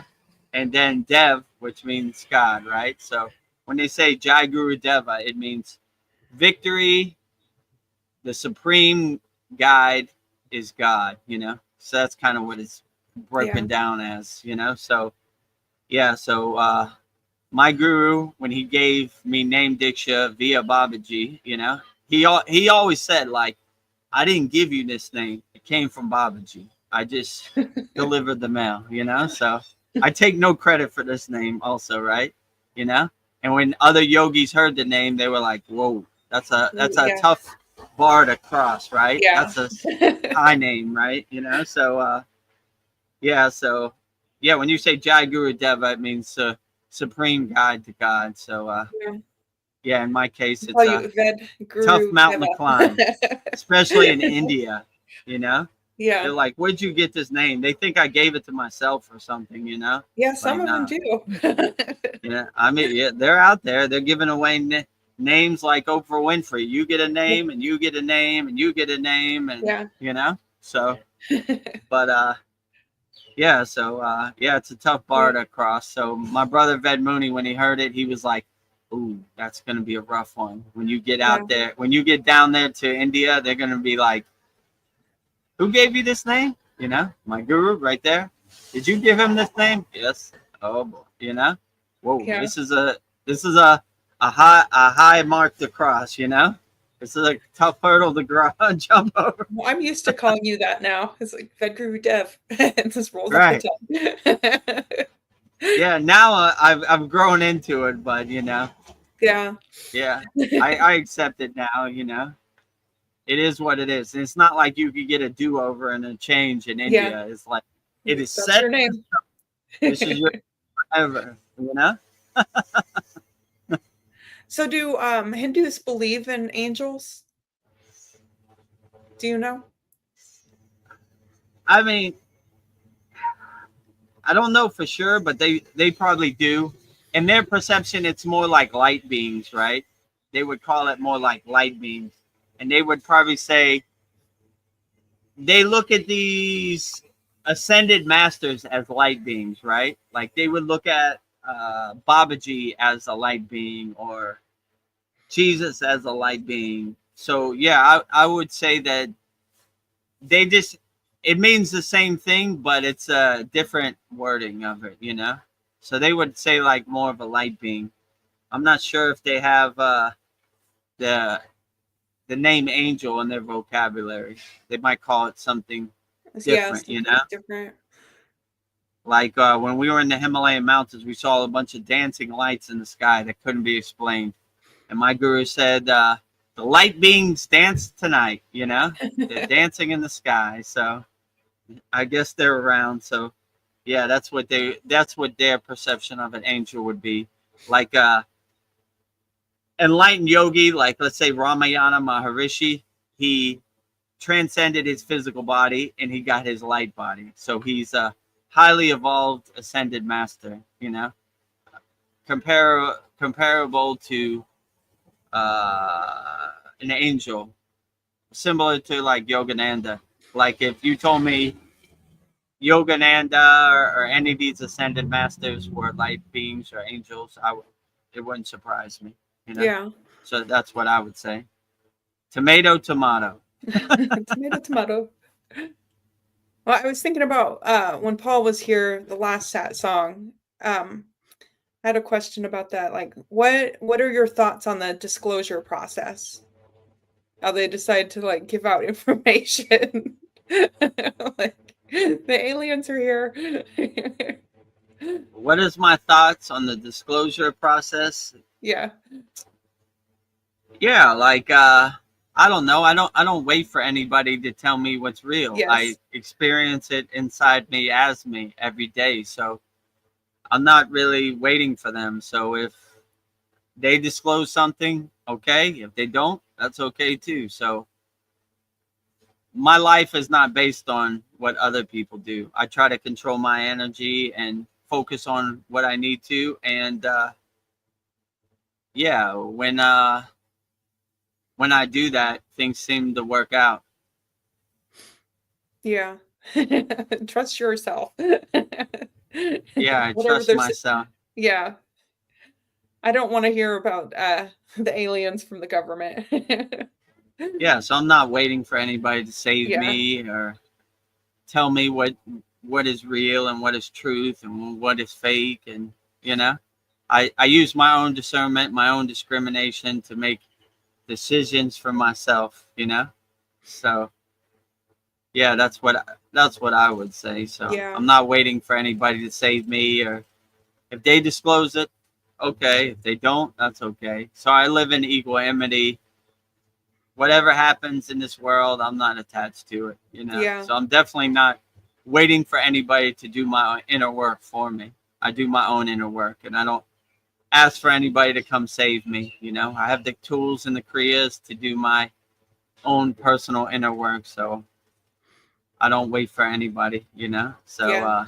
You'll be waiting a long time. right. And, you know, it's Lucy with the football disclosure, right? Tomorrow we're gonna release the Jeffrey Epstein list. Okay, tomorrow's here. Where's it at? Well, you know, whoop. Yep. Lucy pulled the football, pulling the rug on Charlie Brown once again. Womp, womp, womp. You know, so yeah. So I don't know. I don't wait for anybody to tell me. I do my own inner work. I control what I control and what other people do.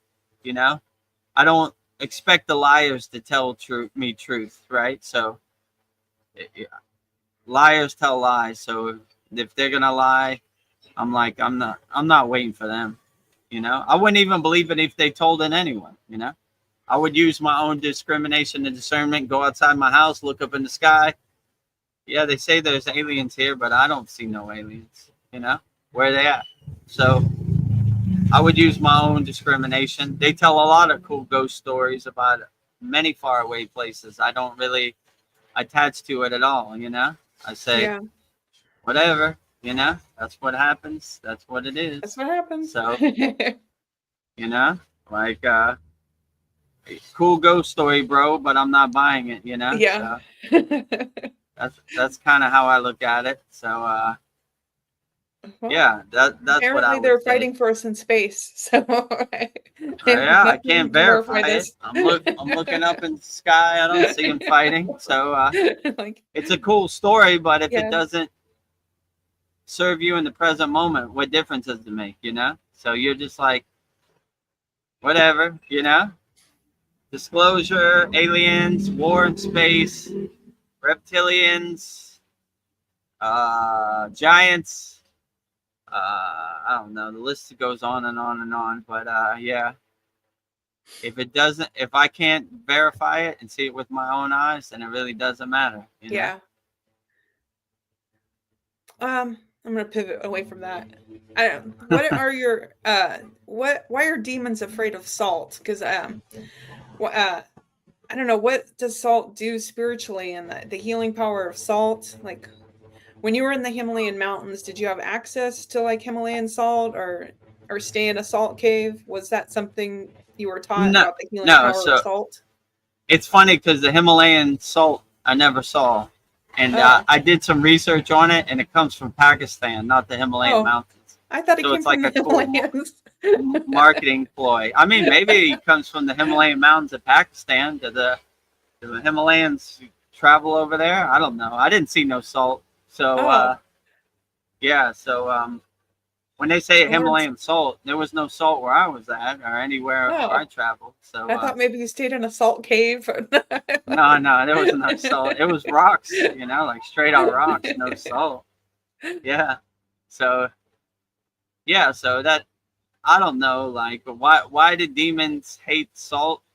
Yeah. It's a good question. I don't know. I've never had an audience with a demon, so I don't know Yeah, I've never been able to like. I've seen movies where they what put they salt like around or what you. they dislike or you know what uplifts them, what makes them feel good. So yeah, I don't know.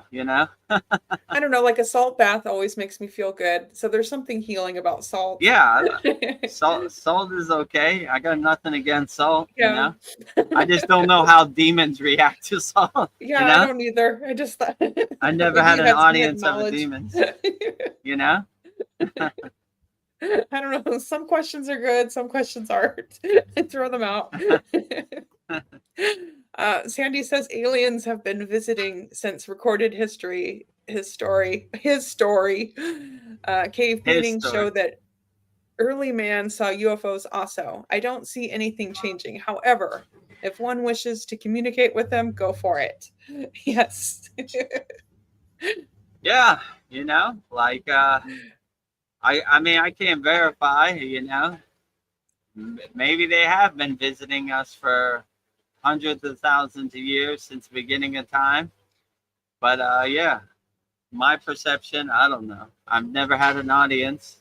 I've been trying to invoke the Boogosphere because it loves Gayatri, and I've been Yes. doing a bunch of Gayatri mantras. It's not coming, so I'll let you know when it arrives one day. Yeah, and apparently it has the Sri Yantra symbol on it too. I love the Sri Yantra wholeheartedly too. Absolutely. So. You know what I love about the Boogosphere? It's like a balance between science and spirituality. It's like you need both. So that's why I see the Boogosphere. Yeah, I like the Boogosphere. It's probably my favorite. So yeah, I would love to see the Boogosphere have an audience. It hasn't come. I've been invoking a lot of birds, lizards, cats, butterflies, but the Boogosphere escapes me in the present moment. But I'm ready for it.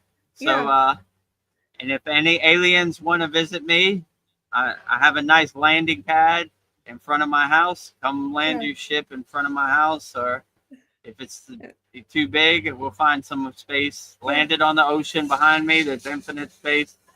Whatever. Come see me and have tea. Yeah. Just come in peace or leave in pieces. Yeah. You can sing the Gayatri mantra to it. I like good divine energy. Sandy says, my experience, aka experimental knowledge, tells me we can all reach out and connect to ETs. Obviously, we are doing that anyways. They meditation, Om, Kriya, Babaji, Kriya, Om. Yes. Yeah. So when you align yourself and connect yourself, you'd be surprised who has their ears open on the astral plane or out there. They're waiting for your acknowledgement. So you're basically catching up to them. They're out there. If you want to connect them, it's possible. Yeah. That's what these mantras are doing. Like Sandy says, Om Kriya Babaji Nam Om is basically Babaji's direct phone number. Calling Babaji, and yeah, letting Babaji know you need some help. So they're readily waiting and available if you need them. So yeah, call them through mantra japa or through different prayers, and you never know who has their ears open and will give you a response back or give you some insights and some answers to your question. You know? Babaji, for example, is an ET, an extraterrestrial. Any spirit that is not experiencing a physical form is an ET. Yeah, well, Babaji, in my perception, is definitely not in a physical form, So he's on a higher evolved light being form or whatever form he is on. Yes. I'm just guessing at this point. She says that the spirits and ascended masters and teachers are not earth limited. Yes. Yeah, well, that's for sure. They're definitely not on this 3D dense earthly dimension. Well, you always say that they're always, the world is always trying to get your attention. I cannot do anything in this world without they want a survey from me. Like getting my car maintenance, I get a survey. If I go to the doctor, they email me a survey. I go, to the store and buy something, they send me a survey. I feel like I'm being flooded with surveys. Like everything that I buy or any service I do, they want me to do a survey. Yeah, because they're basically farming your data. Yeah. They probably, they get extra money by selling your data, and then they know what you think, so they could try to market you different stuff, right? Like, do you need new brakes on your car? Yeah, I guess one day. Then they're gonna start sending you brake ads, right? And you're gonna be like, where did this brake ad? How do they know I have brake ads? Because they're farming your data and your survey, right? Like, why do I need to fill out this survey? Just fix my car, Yeah. Like less paperwork or less paper trail than needed, Yeah.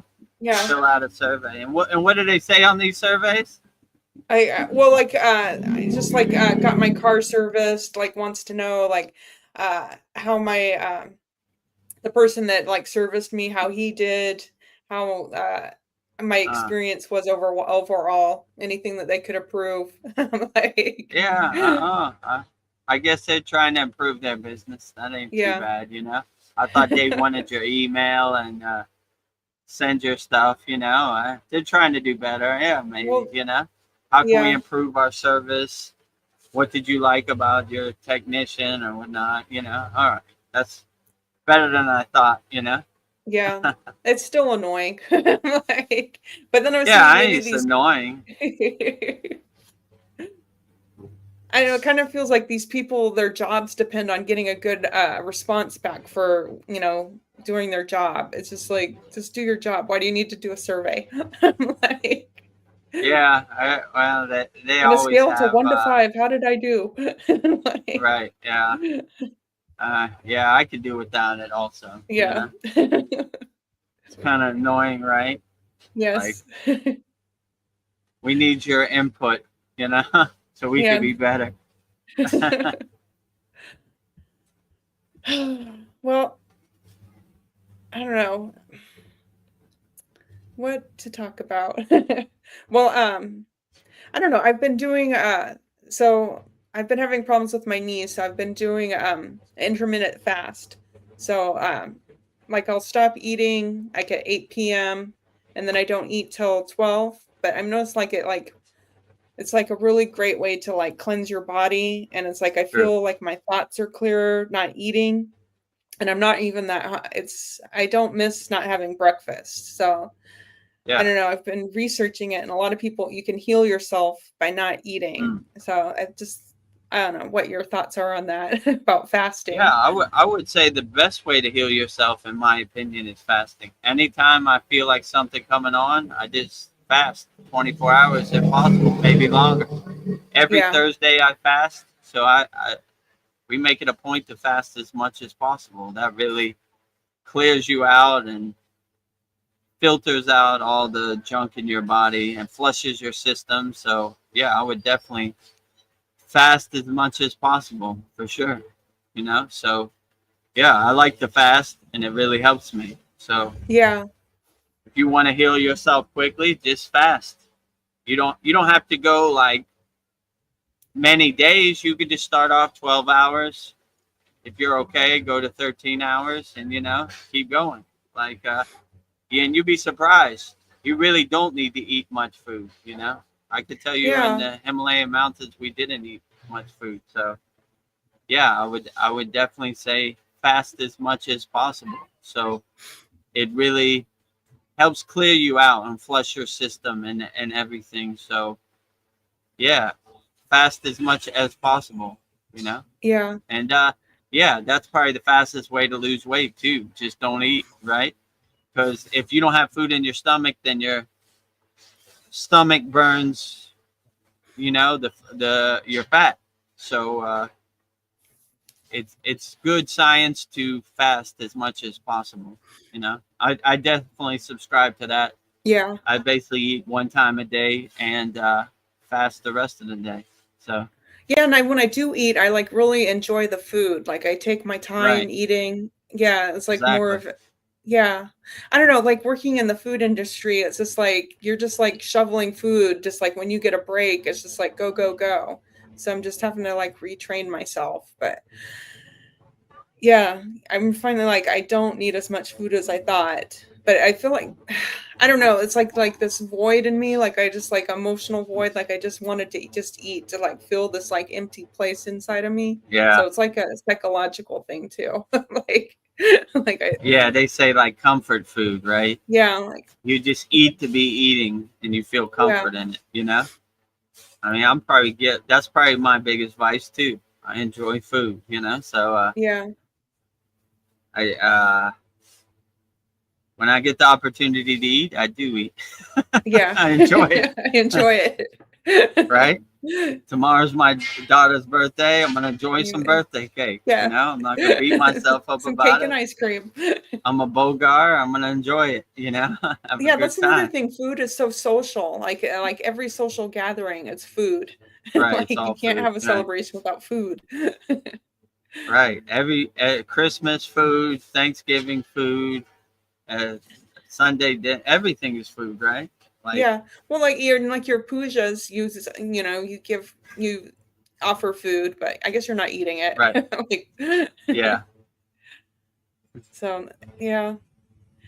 I don't know, but that's a great thing about being human, enjoying food. So I don't know if in the spirit world you can have food. So I guess just everything in moderation. But I don't know. I'm Yeah. enjoying this. I am feeling healthier. Like I feel like it is clearing things out. Like I'm coughing a lot of stuff out. And I like that feeling of feeling light, not feeling heavy. So I guess less is more. Yeah. Less is definitely more. Yeah. So yeah, so that's what I'm doing right now. So I don't know. I've done it for a week, so it's been going so far so good. So eventually I'll just go do like a 24-hour fast.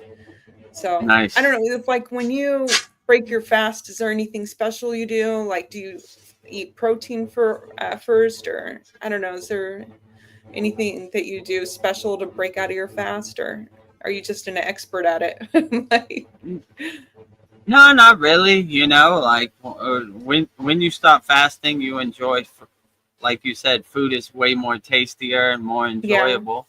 And I don't know. It just depends. Whatever I crave at that particular, you reward yourself and you give yourself whatever you need. So there's not really anything. I reward myself. I just go back to my normal eating schedule. Yeah.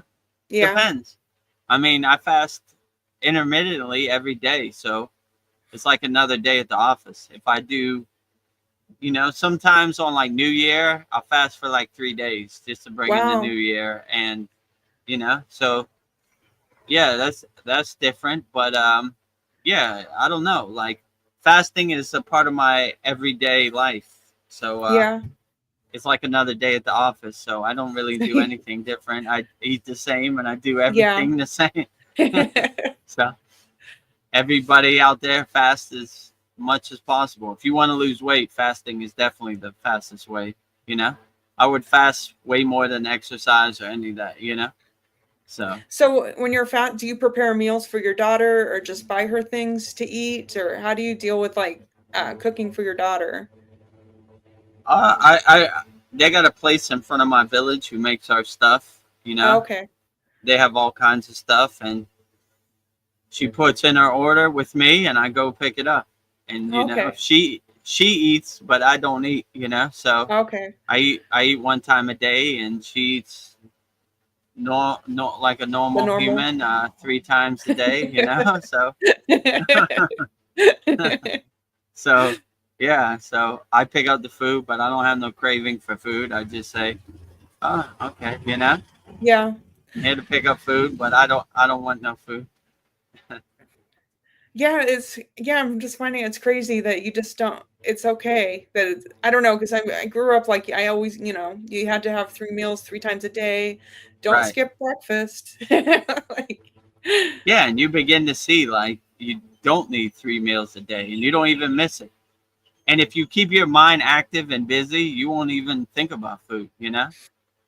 The where food creeps up on you is when you're dormant or you're just hanging out, right? You're like, I should yeah, eat, you know? But if you're busy and you're doing stuff and your mind is active, you don't even think about food, you know? So we've been conditioned to birth. We need 3 meals a day, breakfast, lunch, or dinner. yeah, But you see that's not really true. Eat what you feel like eating, you know? Don't don't get I mean, probably most of this is like marketing, right? We want to yeah, sell our breakfast cereal, our oatmeal, whatever. So you need yeah, breakfast, you know?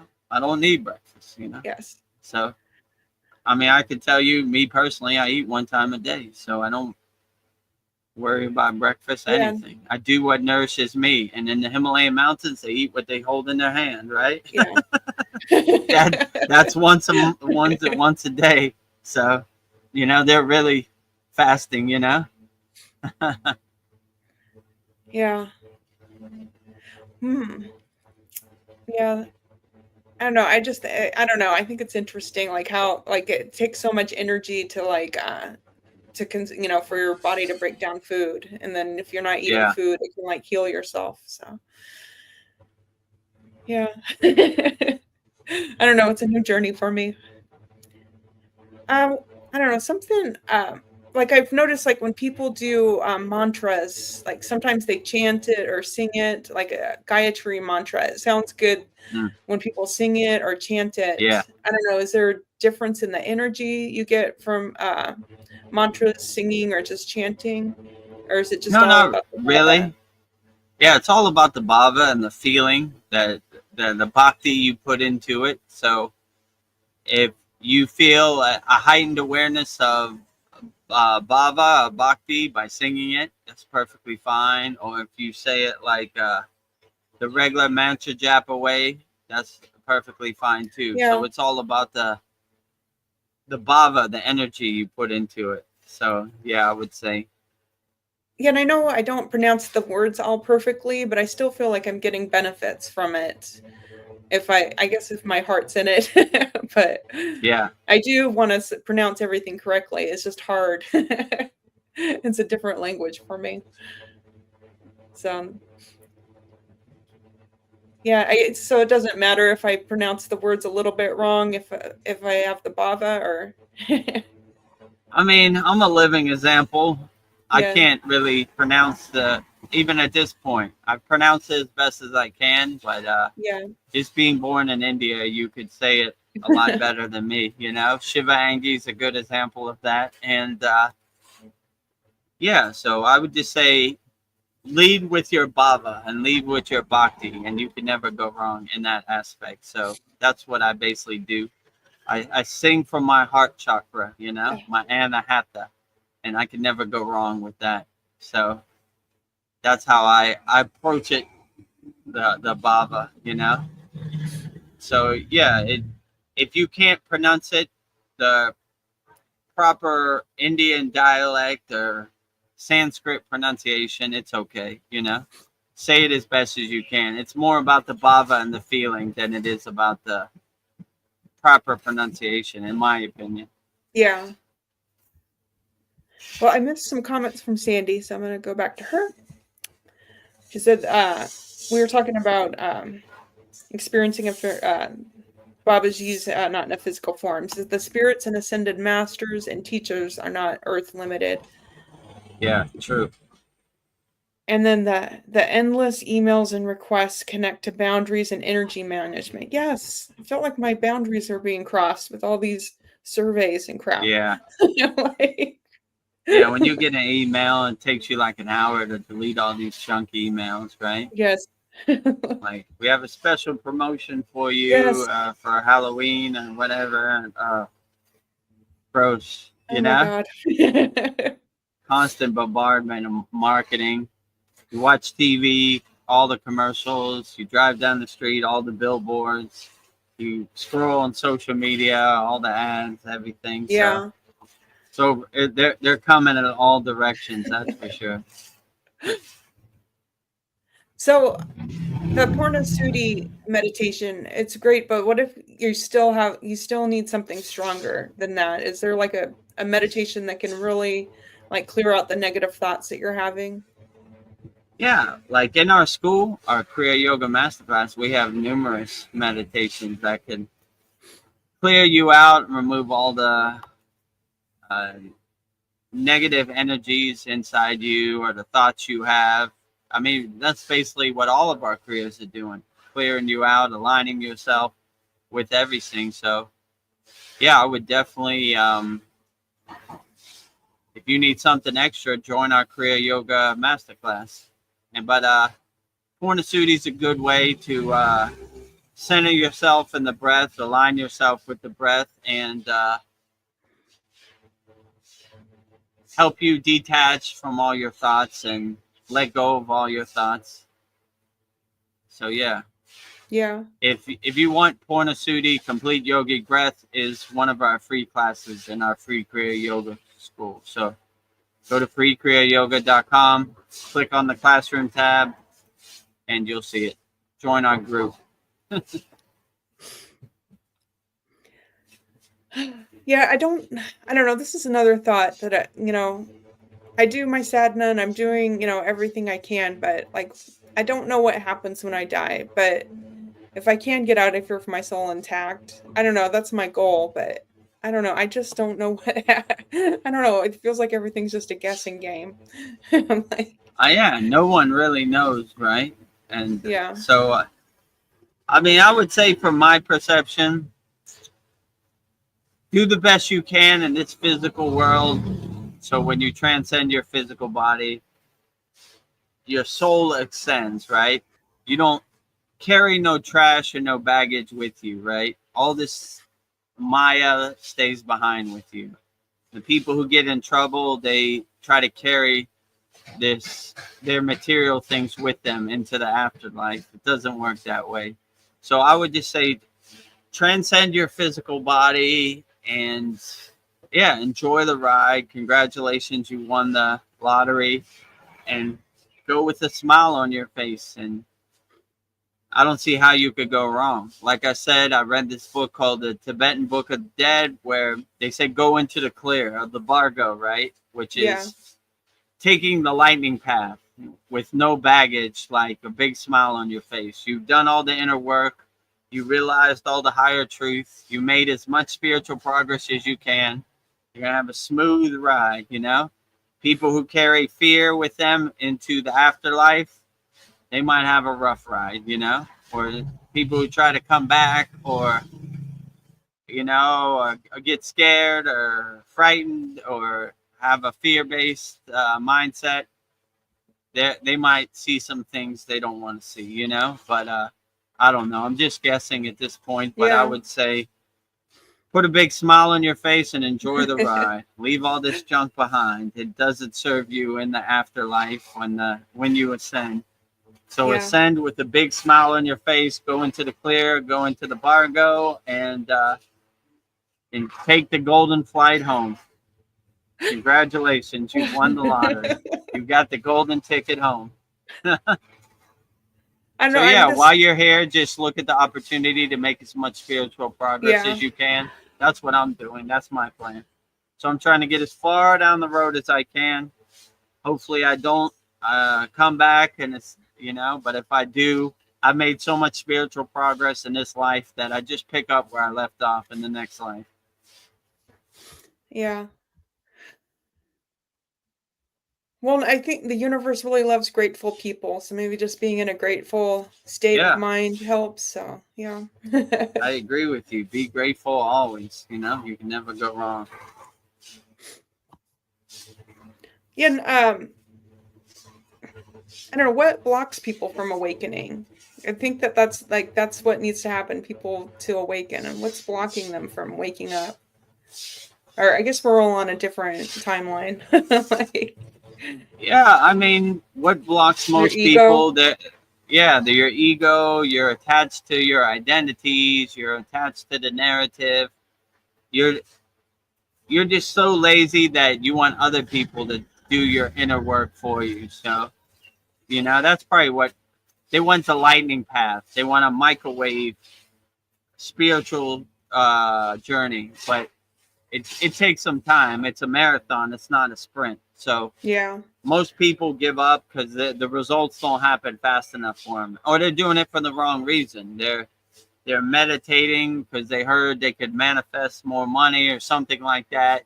So they come from a place of lack, and it never really kind of works out for them. So I would say what blocks most people is this: they're attached to their identities, and they get in their own way, and they create walls and blockages for themselves that hinder them on the spiritual path, you know? So what we're basically doing in Kriya Yoga, we're clearing out all of our blockages, our obstacles, our resistance internally, right? And we're aligning ourselves in our Susimna Nadi so we can have a direct connection to our heart consciousness or Satchinanda. So yeah, I would say just get out of your own way and stop trying to make sense of it and just enjoy the journey, So most people are hindered because they get in their own way and they block themselves. So get out of your own way and enjoy practicing whatever spiritual tradition you subscribe to. And if you resonate with Kriya Yoga, everything's on the screen right now. Yes. So we could get you started if you don't know where to start from, Give you a roadmap, give you a step-by-step guide. It's right there. I was thinking maybe having humility might help. Just be Yeah, like being exactly. humble. Yeah, always stay humble, always stay grateful, always be happy for the blessings you got, not the blessings you don't got. And yeah, stay humble and I'll give all the glory to God like I always do, and yeah, you can never go wrong by staying humble and being humble. And yeah, give all the glory to God. God is doing the best job. I take no credit for this. God is doing all the heavy lifting. So I give all the glory to God. Staying humble. Yes. And how can we live as a free soul? Do you have some examples on how to live as a free soul? Like, Yeah, don't get attached to any outcome or any narrative. Just be a free bird, Don't let other people's story become your story. Don't let other people's God become your God. Have a God of your own choosing. Don't borrow any other beliefs from anybody else. Do what really works for you, And yeah, I would definitely say just be a free bird. Most people are yeah. in love with the chain that enslaves them. But if somebody opens the cage door to your bird cage, fly and be free, and don't get attached to anything. Don't let anybody's belief become your beliefs, and Yeah. live a happy, free life, I have a new person. Name is Hoon Daga. This person says there is a self-realization fellowship near my place. Would you recommend their group meditation and kirtans? Yeah, I mean, Yogananda Self-Realization Fellowship is excellent, where is the place next to you? Is it in Pacific Palisades, Lake Shrine? Or is it They don't somewhere say. else? Yeah. Okay. Yeah, so they have, if you enjoy kirtans, which is like group singing, chanting, singing songs, or group meditation, if it's right by your house, yeah, I would definitely say go try it out, They definitely know what Kriya Yoga is about. They definitely have a great lineage and a parampara. And so, yeah, I would definitely say try it out and see if you enjoy it. And if you want to learn Kriya Yoga for free from your home, join our free Kriya Yoga school, kriyayogamasterclass.com. But yeah, Self-Realization Fellowship is great. If you you enjoy singing with other people, kirtans, and you enjoy group meditation, like collective energy, I would definitely say try it out. I would recommend it. Can't hurt, Yeah, I think people think that after enlightenment they're done, but even after enlightenment you still have to do your sadhana. It still never ends. Yeah, it never ends. It's always a house under construction. It's always a mountain that needs to be climbed. So it's a lifelong journey. It never ends. But if you are happy and blissful by practicing Kriya Yoga, it's not like work. It's a good time. I enjoy Kriya Yoga. I integrate Kriya Yoga in my life. I look for every opportunity to do Kriya Yoga. So I enjoy Kriya Yoga as much as possible. I'm definitely not doing this because I want money or financial rewards. I'm doing this because I love Kriya Yoga, and I'll be doing this anyway. So Kriya Yoga is outstanding. So integrate it into your life. And if you don't know where to start, like I said, go to our free Kriya Yoga school or subscribe to our YouTube channel. We have free daily videos, and should be okay. Yeah. Just doing the best at wherever you're at. Do the best you can wherever you're at. Every day I wake up, thank God I'm a Kriya Yogi, right? Wake up, thank God I'm a Kriya Yogini. So it's a blissful thing. These practices and these things we do in our loving Kriya Yoga school community. So it's a true blessing for me also. So I welcome anybody, and I don't want money to be any barrier, So subscribe to our YouTube channel, join our free school, and we'll give you some framework and give you some kriyas to get you started. So, yeah, Self-Realization Fellowship is next to your place. Enjoy their group meditation, enjoy their kirtans. If you don't have any group meditation near you, just join our free Kriya Yoga school, freekriyayogamasterclass.com. And we have a very uplifting community. 750 like-minded yogis and yoginis practicing Kriya Yoga all around the world. So yes. We'd love to have you a part of our family. Yeah. And Hundanga, just let us know. I'm curious where your Self-Realization Fellowship is. If you want to let us know, I'm curious. Yeah, let us know where your Self-Realization Fellowship is. We would love to know.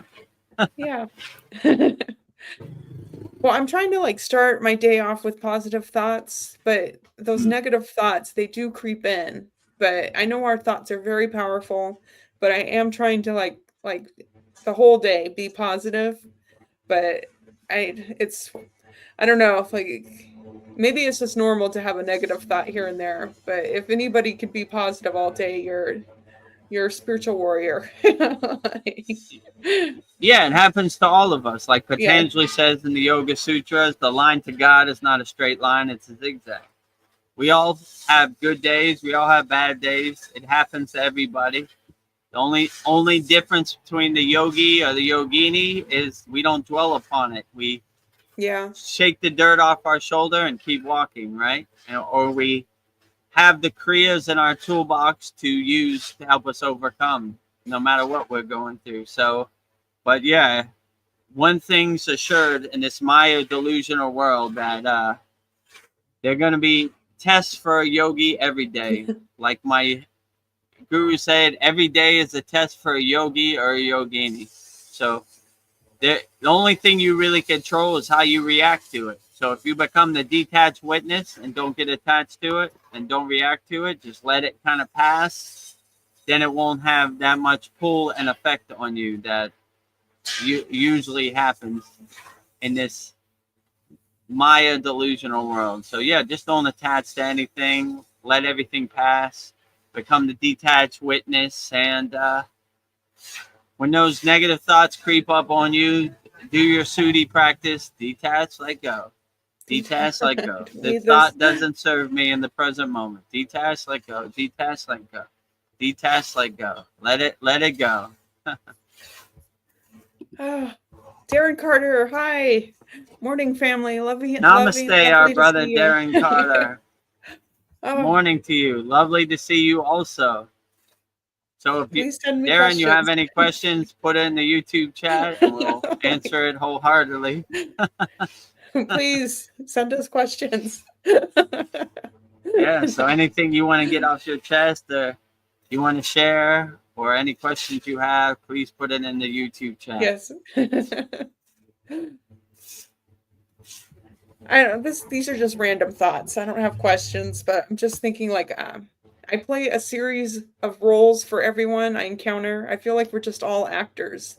Like I play a role with you, but with somebody else, I'm somebody else. I just feel like I just have these endless roles in my life. Like yeah, when you go out in the Maya delusional world, you got to put on your mask and play the role and be the actor in the movie, you know? Yeah. But I would only put on your mask and play a role in the Maya delusional world. Be your true, authentic self when you're at home by yourself. Yeah. There's no need to the Kriya Yoga keep the School. costume on, you know? Most of the people, they wear the costume 24 hours a day, you know? Yeah. Like when I used to go DJ, I would go DJ, I would put on that costume, but I would hang it up when I got home. Even Superman and Batman hang up their costume. Yeah. You know? They play the role when they're flying around, saving people, but hang it up when they're home. So be your true, authentic self when you're not in the Maya delusional world. Or when you have to go to work, let's say, right? Even in the Maya delusional world, be your true, authentic self. Just you got to put that costume and mask on when you go to work, you know? So look for opportunities to be your true, authentic self, you know? Yeah. Well, like here, I feel like I'm being myself, but yeah, you're right. I just like I'm not trying to be anybody different. I'm not trying to be Yogananda or Sadhguru or any of these people. Yeah. I'm just trying to be my true, authentic self. And I don't have no script or no bulletin points when I come on these live streams. I just say whatever comes my stream of consciousness. So, you know, I'm just trying to be my true, authentic self. This is me, Vedagurudev. I'm not trying to be a good storyteller. Whatever Babaji gives me the mail to deliver, I deliver the mail, right? So I take no credit for any of these thoughts that come out my mouth, you know? All the glory to Babaji and service of Babaji on his mission. So, so that's what I would say. Yeah, I don't know, like being vulnerable and like, I don't know, I'm feeling like I have to dig deep for questions, like I don't know, like exploring embarrassment and just putting myself in vulnerable situations. It's just like, I'm being myself. I don't care if I look cool. Right. And then getting onto the other side of that. So yes. Yeah, the only place you really have to put up your mask is like at work, right? You should be Yes. your true authentic self everywhere outside of work. Because you realize that these people don't pay you, so what do you care what they think? You know? To be yourself, no matter what. Yeah. I wear what I want, I do what I want, I eat what I want, and if other people don't agree, then it really doesn't matter because I don't work for them, you know? Yeah. When you go There's to a bird work, in you my got to put soul. on a mask because you got a boss, and you know, you got, you got bills to pay. So I would wear Yeah. your mask at work. Anywhere outside of work, I wouldn't wear a mask.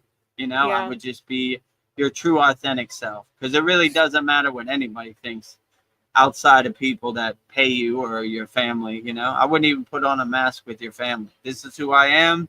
This is Yeah. what I do. Love me or leave me alone. You know. Yeah. All right, leave me alone. Yeah, Okay. that's the best. Sometimes you want them to leave you alone, right? Leave me alone as much as possible.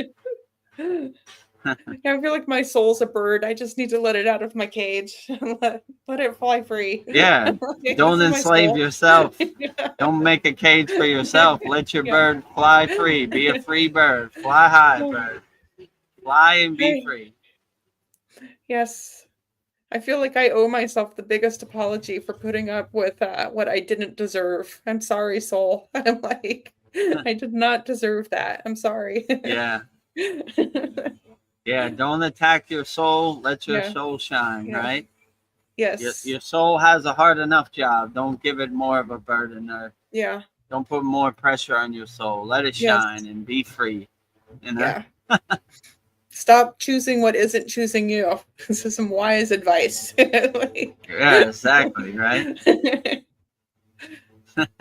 yeah, and we think like these material things are gonna make us happy. They never make us happy. Yeah, Like, it's like my guru used to say it's like holding water in your yeah, hand, right? You just drips out after a while.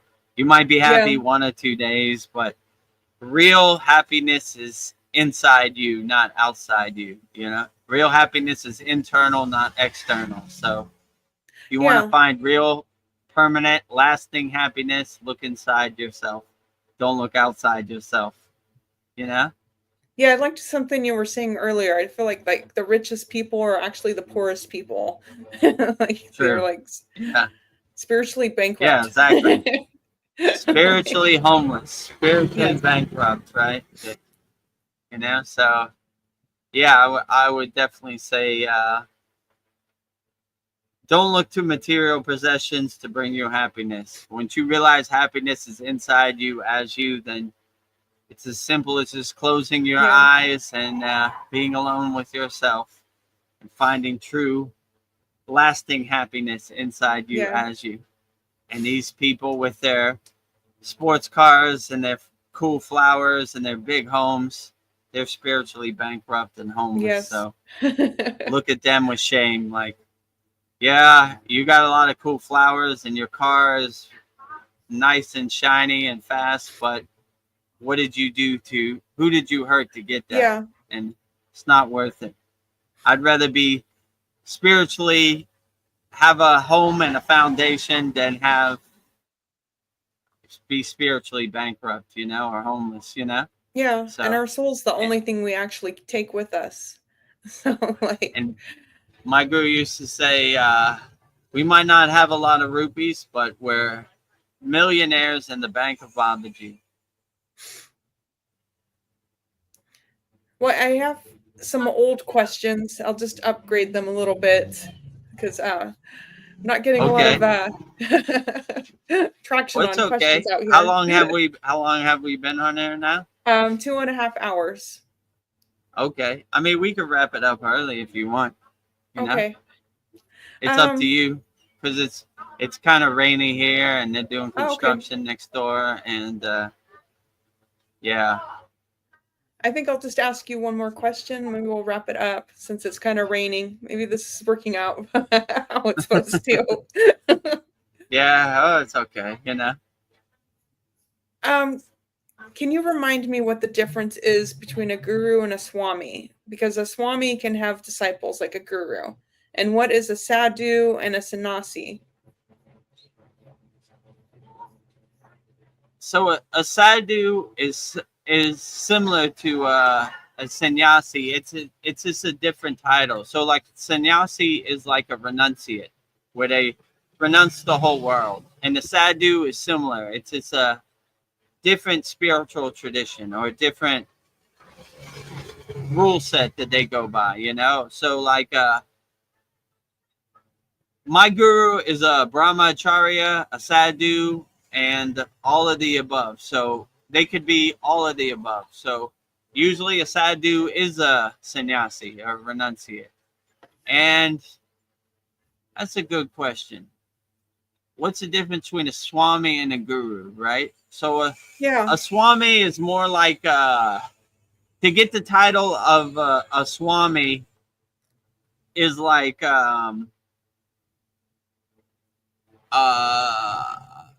spiritual guideline you have to go to earn that title. Like it's kind of like a preacher, right? Like you have to go to preacher college, you have to know the Bible, this and that, you know? So being a swami takes a lot more discipline and more reading and more insights. But being a guru, well, that's interesting because you kind of become a guru indirectly, right? Like it's not like somebody says you go to guru college and after 4 years you'll be a guru, you know? It's just kind of something that happens, you know? Like swami is more that traditional approach aspect to it. But a guru is something that kind of just happened. Like in my case, last year on Guru Purnima, Veronica asked the question, if we're praising our guru, who do we praise? And I had to realize that I guess I am the guru of the Kriya Yoga School. I never wanted to be a guru. It wasn't my goal in practicing Kriya Yoga. It just kind of happened indirectly. And I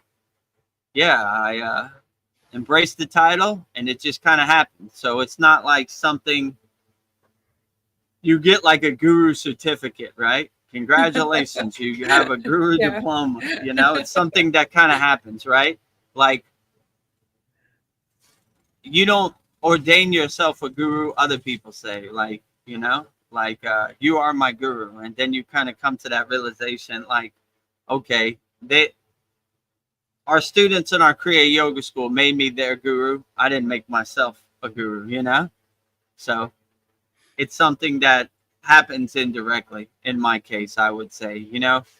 Other gurus, I don't know how they came to that conclusion, you know, but yeah, so I would say swamis have disciples, gurus have disciples, you know, this kind of happens. Very similar.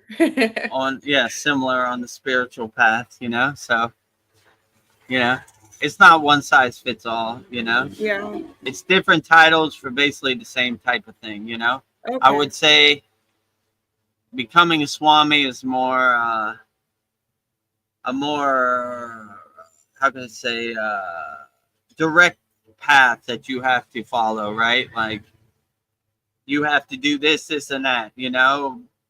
And swamis can be gurus also, you know? Yogananda, Swami Yogananda. So like, they're gurus also. So it's like the same name for different things, you know, but the same thing, you know? So like a guru, a swami could be a guru, and a sannyasi is more like a renunciate, which is more like a sadhu, you know? They kind of, or a gori, they kind of renounce the Maya delusional world, and that's kind of their path. A swami is probably a more advanced guru, you know, let's say, right? More, you have to go through a lot more loopholes to become swami, right? You know, and I always thought it was cool because my guru on his driver's license, it says Swami Vedananda, right? So in India, they put Swami on your and your name diksha on your license. So I thought that was always cool, right? Yeah. He didn't have his government name on his license. He had his Swami name, right?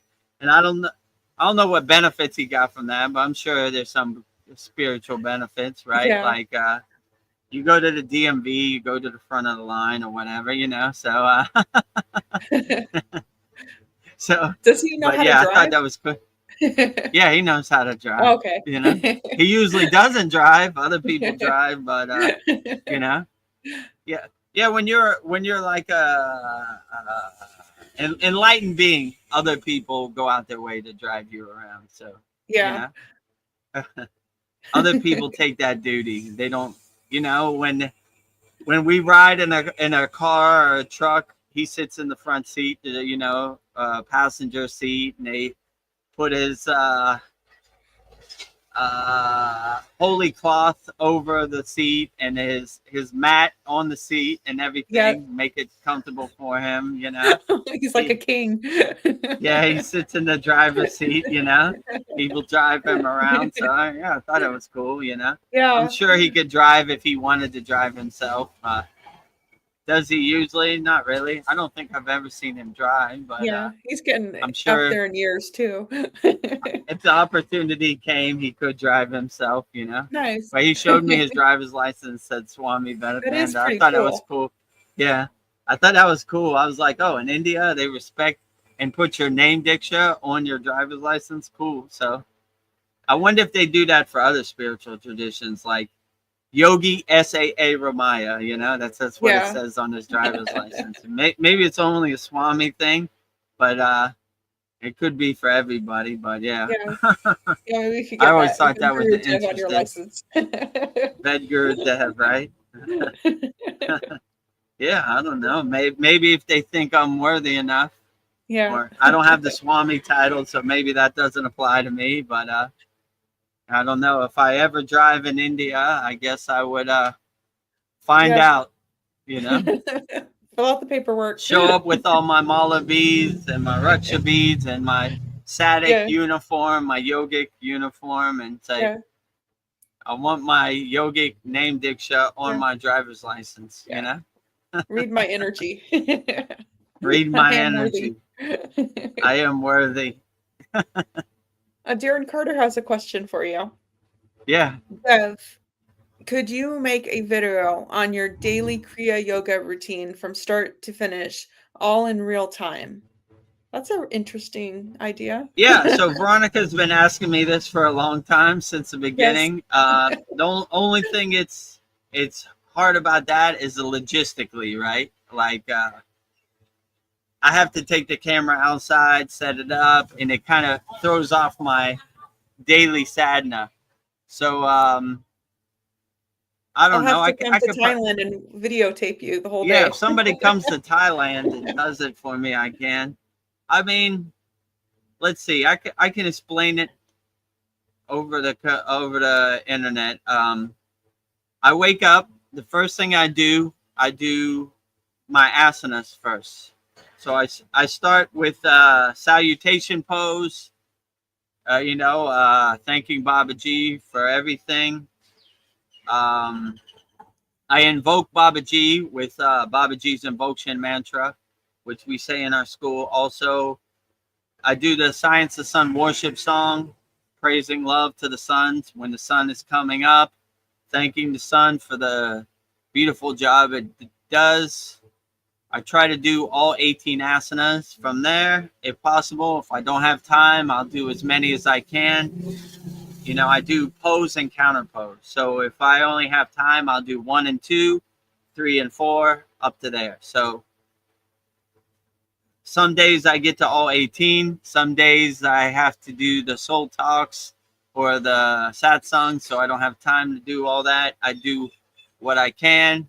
After that, I do my pranayama breathing practice. 20, 30 minutes, however long it takes to align myself with the breath. Probably meditate for about the same 20, 30 minutes. of meditation, dhyana.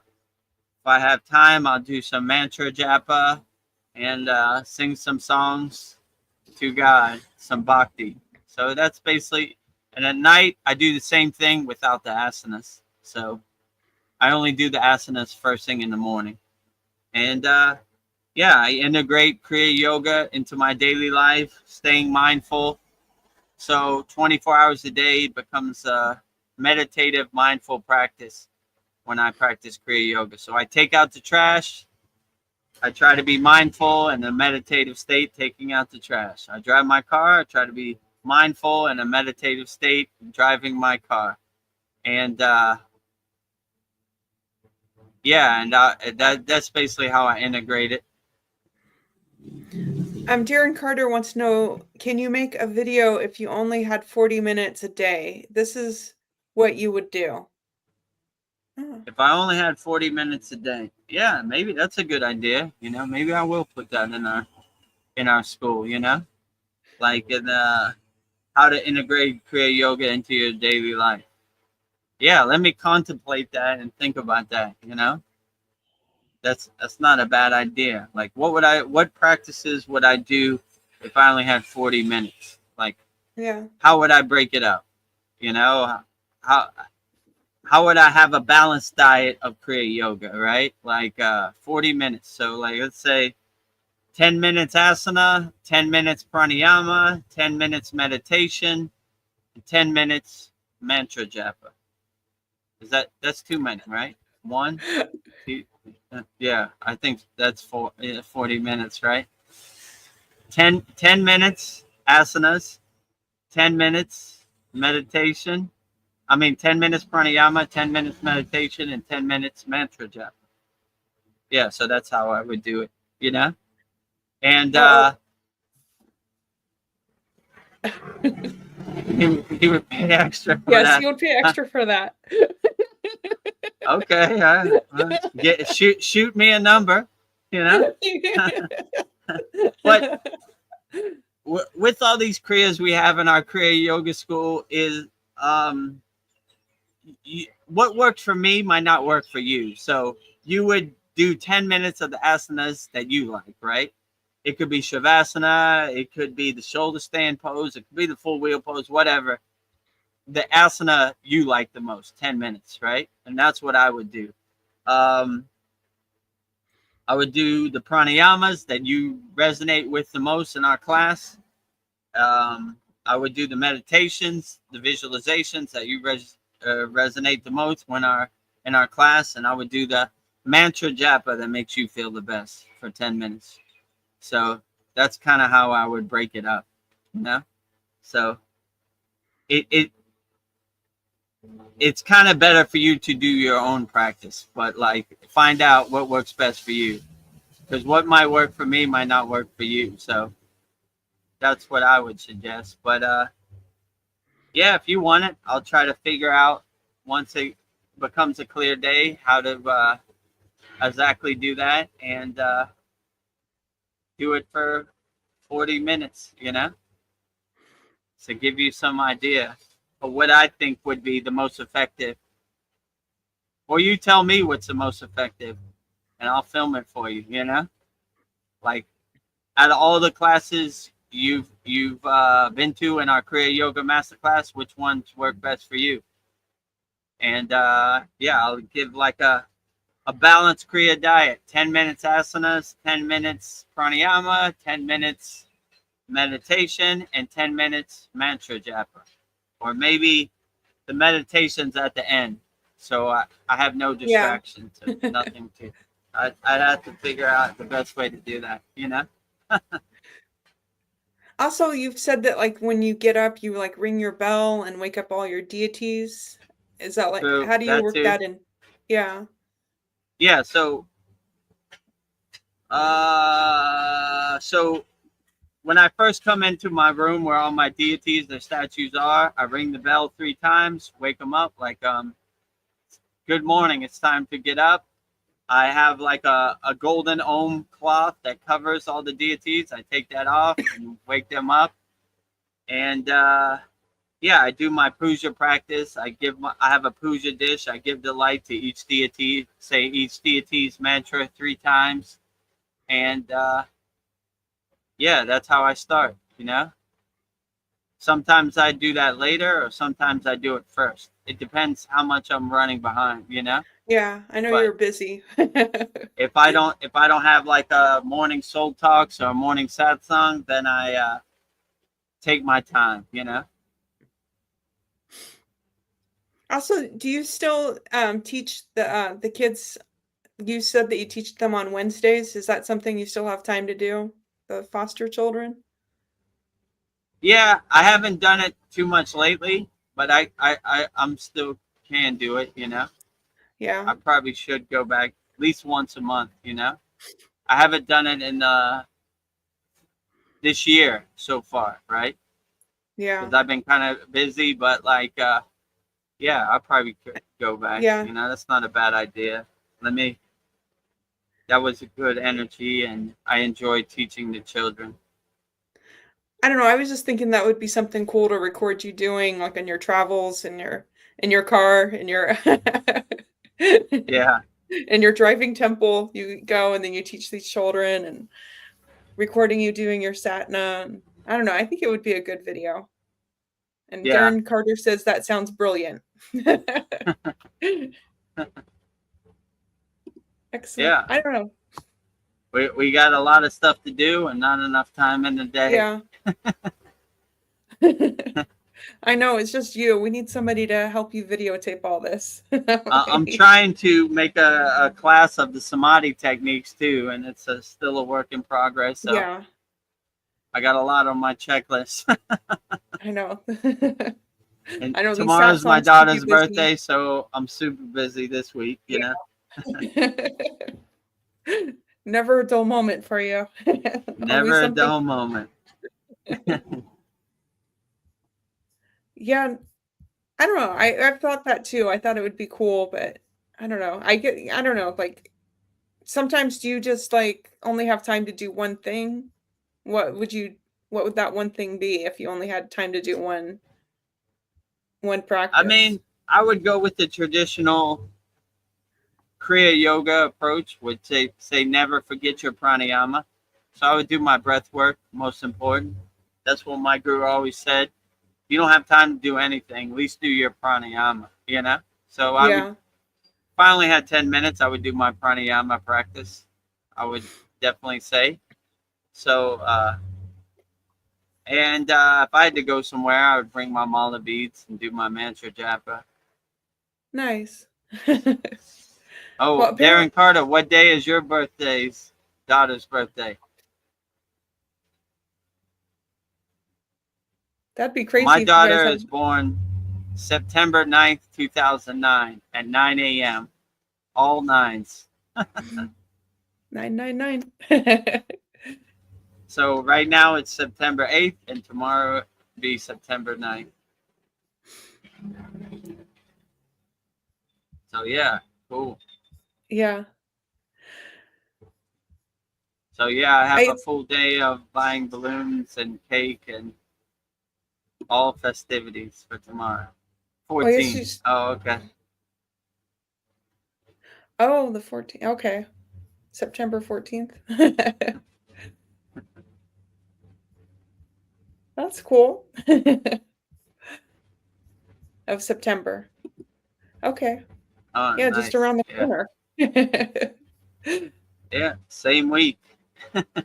Yeah. Well, happy birthday to your daughter, Darren. Yeah. Happy birthday to your daughter, Darren, on September 14th. Well, and then another question I had, which Paul was talking about, this guy wanted us to not use our pineal gland. I was thinking like the power of chanting Om. Um, I don't know, can you expand on that? When I hear people say we don't need the chakras and Om, the bija sound Mm, of the third eye, I don't know, I see it as a positive sound because babies will stop crying and animals, they stop when they hear it. And it seems like that sound calms you. So like to say that you don't need your pineal gland, your third eye, it just sounds like you do need it because I mean, babies. yeah, I wouldn't believe anything they say. Yeah. Like I said, when Paul asked that question, they said if you open your pineal gland, you calcify it or some. What they say, something like that. I said if that was true, I open my third eye, my Agna chakra, every day, all day. I would be a statue right now. I wouldn't be in existence. So I could say from direct experience that that's not true because it hasn't happened to me, So when they say a lot of junk on the internet, Yeah. I mean, it's like a war zone, a minefield of, like of misinformation out there.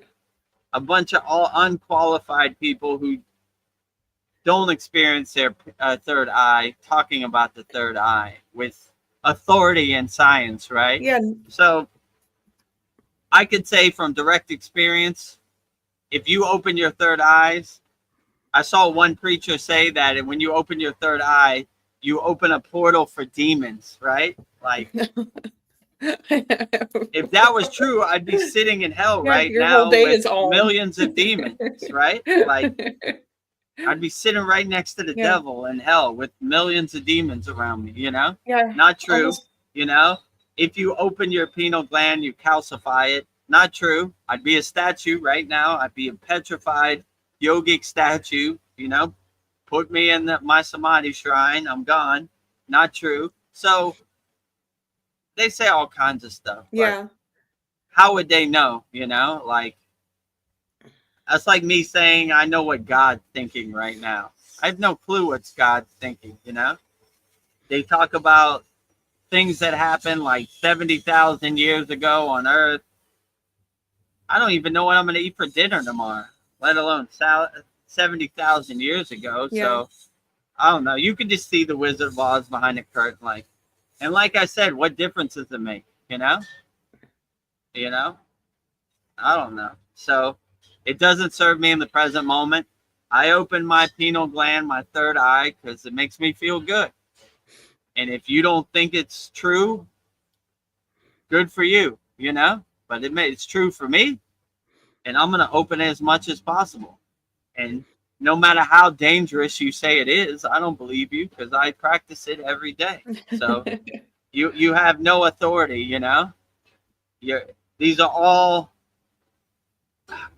self-proclaimed have the secrets of the universe or spiritual masters. I ordain myself I have the secrets of the universe from the source itself.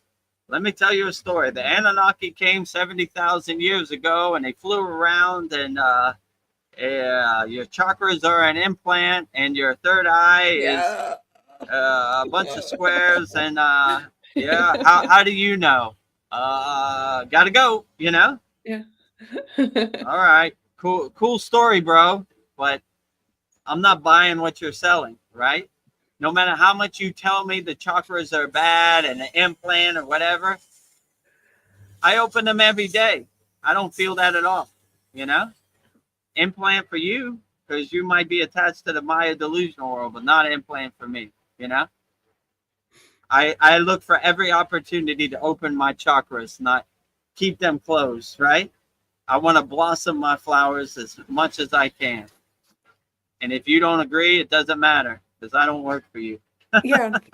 Well, and like Om, it's like in almost every mantra. Like Om Namah Shivaya. It's like Om is everywhere. Every single mantra starts with Om. You're basically opening up the universe so you have a clear connection to whatever deity you're calling.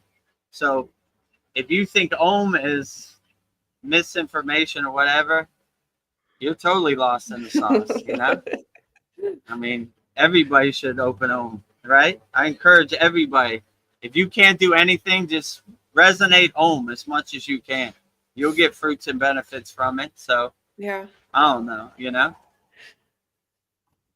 Well, Darren Carter says, thanks, guys. And his daughter is going to be the big 21. Whoa. Wow. Big girl. Yeah, my daughter's going to be 16 tomorrow. So getting up there, no longer a baby, Yeah. Yeah, someday your daughter will be 21 too. Yeah. Well, enjoy It's the time crazy. you got, right? Yeah. You know, trying to make the most of it, building memories, you know. Are you doing anything for her birthday, Darren? Are you guys having a party?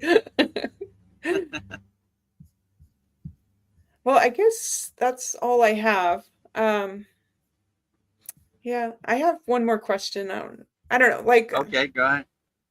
what is the significance of ringing in the ears? What's this a sign of? I mean, does it mean that my vibration is raising, or uh, am I being prepped for something, or somebody's thinking about me? Like, Yeah, I would say ringing in your ears is like a good confirmation. In our 79th class, we did a technique. It was called Sevi Omkara, Dhyana Kriya, which is basically training your ear, your inner ear, to hear Om 24 hours a day. So anytime you hear any sound in the air, it's like a confirmation, like it's waiting for that acknowledgement. So with these kriyas, we basically clear out our inner ear so we could hear Om 24 hours a day and everywhere and everything. So same thing. Anytime I hear like a buzzing or a humming in my ear, I look at it as a good confirmation that I'm on the right track and I'm doing the right thing. So anytime you hear buzzing in your ear, it's like a signpost, a breadcrumb on the path. Like, okay, I'm on the right track. When I feel my crown chakra tingling or my third eye tingling, I know like I'm getting there. Like, oh yeah, this is what I've been looking for. So yeah, same thing in your ears. If you feel like buzzing or humming in your ear, it means like you're on the right track. Hearing your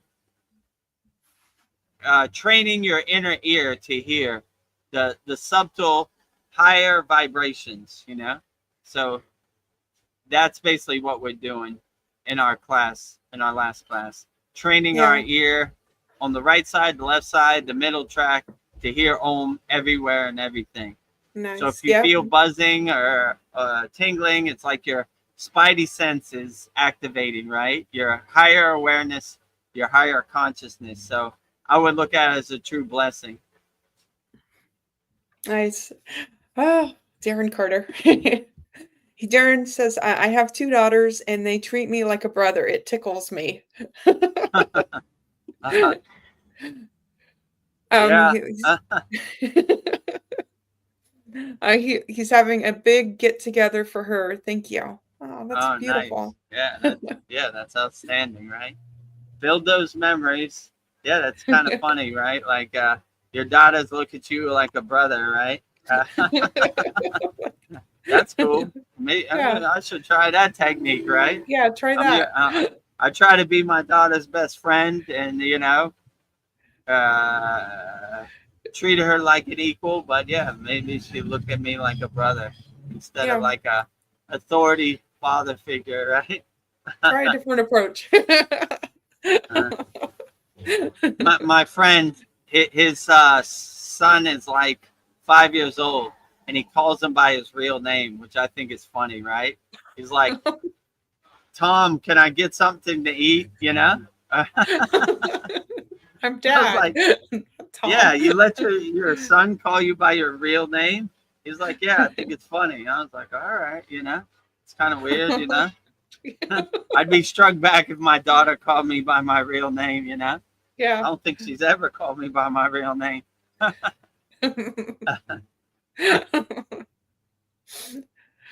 Yeah, I remember when I called my mom her name, and my dad was like, "That's your mom, not Kathleen." I'm like, "I'm sorry." Yeah, I'm like, yeah, it doesn't sound weird. yeah. Well, I think How that long that's have we been on here now?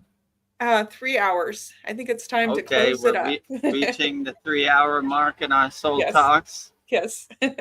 Well, that's good. Like yesterday in our Yagna, Babaji held the weather. Yes. So in this one, he held the weather too. I sent Veronica a video as soon as I took all my stuff inside after our Yagna. It was raining cats and dogs. It was pouring down. So I couldn't I'm believe what I glad was seeing. Babaji holds our weather, right? Yeah, it was raining hard. I'm like, yeah, we were out there for almost 2 hours. That was amazing. That you Yeah. held the rain for So that long. never give up. Power goes off, come back, finish it up. Yeah. So all of our members, love you too, Darren Carter. Yeah. And Darren if you Carter, I haven't love you. seen, we have a very profound 79th class that was this week. I sent you the link in the school DM, or you can just go on the school and click on the 79th class. It's on the top. And also, we did a September 7th Holy Yagna Full Moon Fire. And that's also, I sent you the links to that. And it's also in our Yagna classroom for September 7th. Burning up all of our Kriya Yoga School members' problems in the Holy Yagna Fire. What's more glorious than that? Yes. Swaha. Swaha. Swaha. No longer serve you, up in smoke. Yes. All your financial problems, money problems, health problems, goodbye. Yeah. We had a lot of smoke today. There was a lot. Yeah, it was a lot things of to burn. smoke, and we had some snowflakes or ashes in the sky too. It looked pretty cool. Darren Carter says, thanks. I have too much choice. Yes. Yeah, we have a lot of value in our Kriya Yoga Masterclass. Like all of our sad songs, all of our soul talks, all of our classes, all of our yagnas. In our classroom, we have standalone on-demand classes also. Mantra Monday, which is coming up today. Who we got? Lord Ganesha today. So Yes.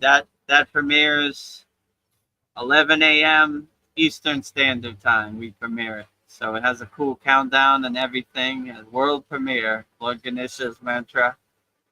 And yeah, we have playlists on our YouTube channel, so you could listen to all the mantras and Mantra Monday playlists.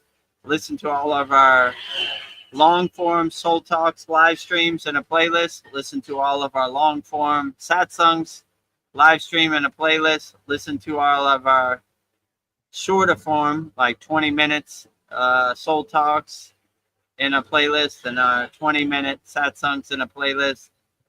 And what else? Oh, Babaji quotes all in a playlist. I'm missing something else. I think that's all of it. So we have a lot of value. And come to find out, I thought when we have 1,000 subscribers, we will be monetized, but we need 4,000 watch hours. So watch as many videos as you can. I think we're up to 1,700. So we're almost halfway home. So support the Kriya Yoga School. Watch as many videos as you can. If you can't watch them all, just let it play in the background and put it on mute. Yeah. Yes. That's what I do. That's what I do too, actually.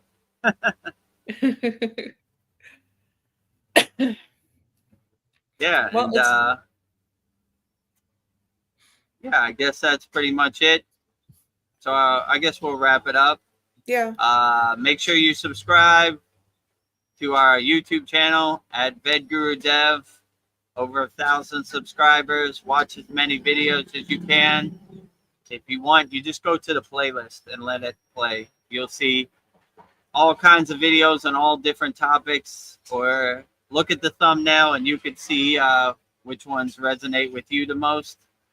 And yeah, if you want to discover the secrets of Kriya Yoga 100% free and join 750 like-minded Kriya yogis and yoginis practicing Kriya Yoga for 100% free all around the world, go to freekriyayogamasterclass.com. If you want to join me, Veronica, Paul, Kyle, Darren, everybody and master the supreme science of Kriya Yoga, go to kriyayogamasterclass.com. And yeah, join us in our Kriya Yoga school and our weekly classroom. And we got hundreds of videos and a lot of values and great benefits, but up to you, whatever you resonate with, no pressure, you know? So pick whichever one is of your choosing, and that's the best path. And I just want to say thank you for everyone that came to our soul talks, or as I like to say, our soul therapy. So it's been an absolute pleasure to be here and have this time with everybody. So thank you for coming. Yeah, definitely. Thank you to everybody who came to our soul talks. We do this every week, 9 p.m. Eastern Standard Time. We usually go 3 hours. We do our satsang every Wednesday, 9 p.m. Eastern Standard Time. And yeah, you can watch the recording back on our YouTube channel if you missed it. And yeah, subscribe to our YouTube channel, join the free Kriya Yoga School. If you like the value and you want to master the advanced techniques, go to Kriya Yoga Masterclass. I guess that's it. And we'll wrap Sandy it up. says thank you with a multitude of hearts. Thank you. Thank you. Also, Sandy, multiple heart emojis back at you. I feel the love. Yeah, I feel the love too. So I guess we'll go out the same way we always go out with Babaji's Mula mantra. So if you are going through anything and you want to call Babaji, I will give you Babaji's direct phone number right now. And it's Om Kriya Babaji Nama Om. And Veronica will say it so beautifully right now. Om Kriya Babaji Nama Om. Om Kriya Babaji Namo.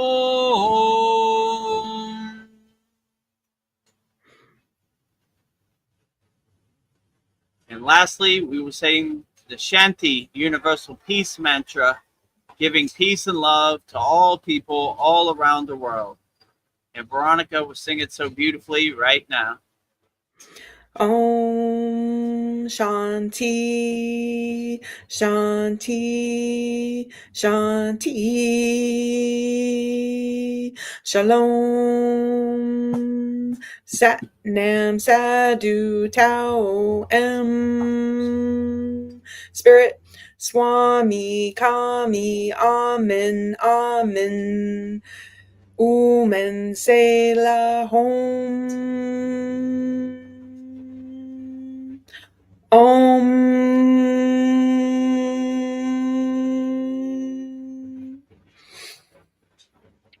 Om Shanti, Shanti, Shanti, Shalom, Sat Nam Sadhu Tao Em Om Spirit, Swami Kami, Amen, Amen, Omen Selah Hom. Om.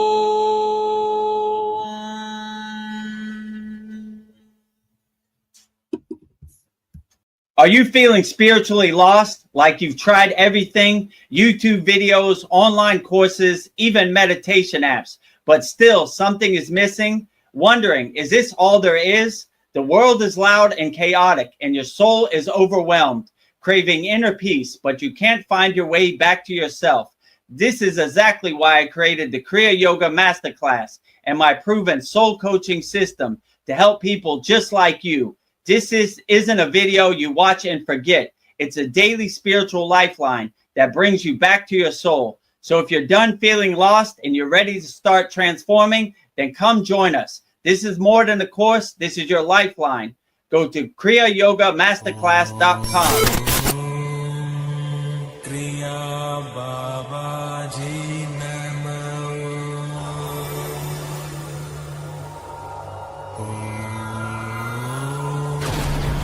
Kriya Babaji Namo.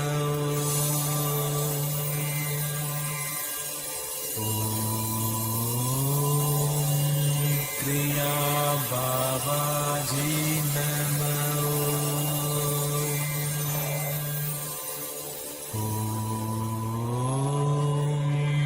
Kriya Babaji Namo.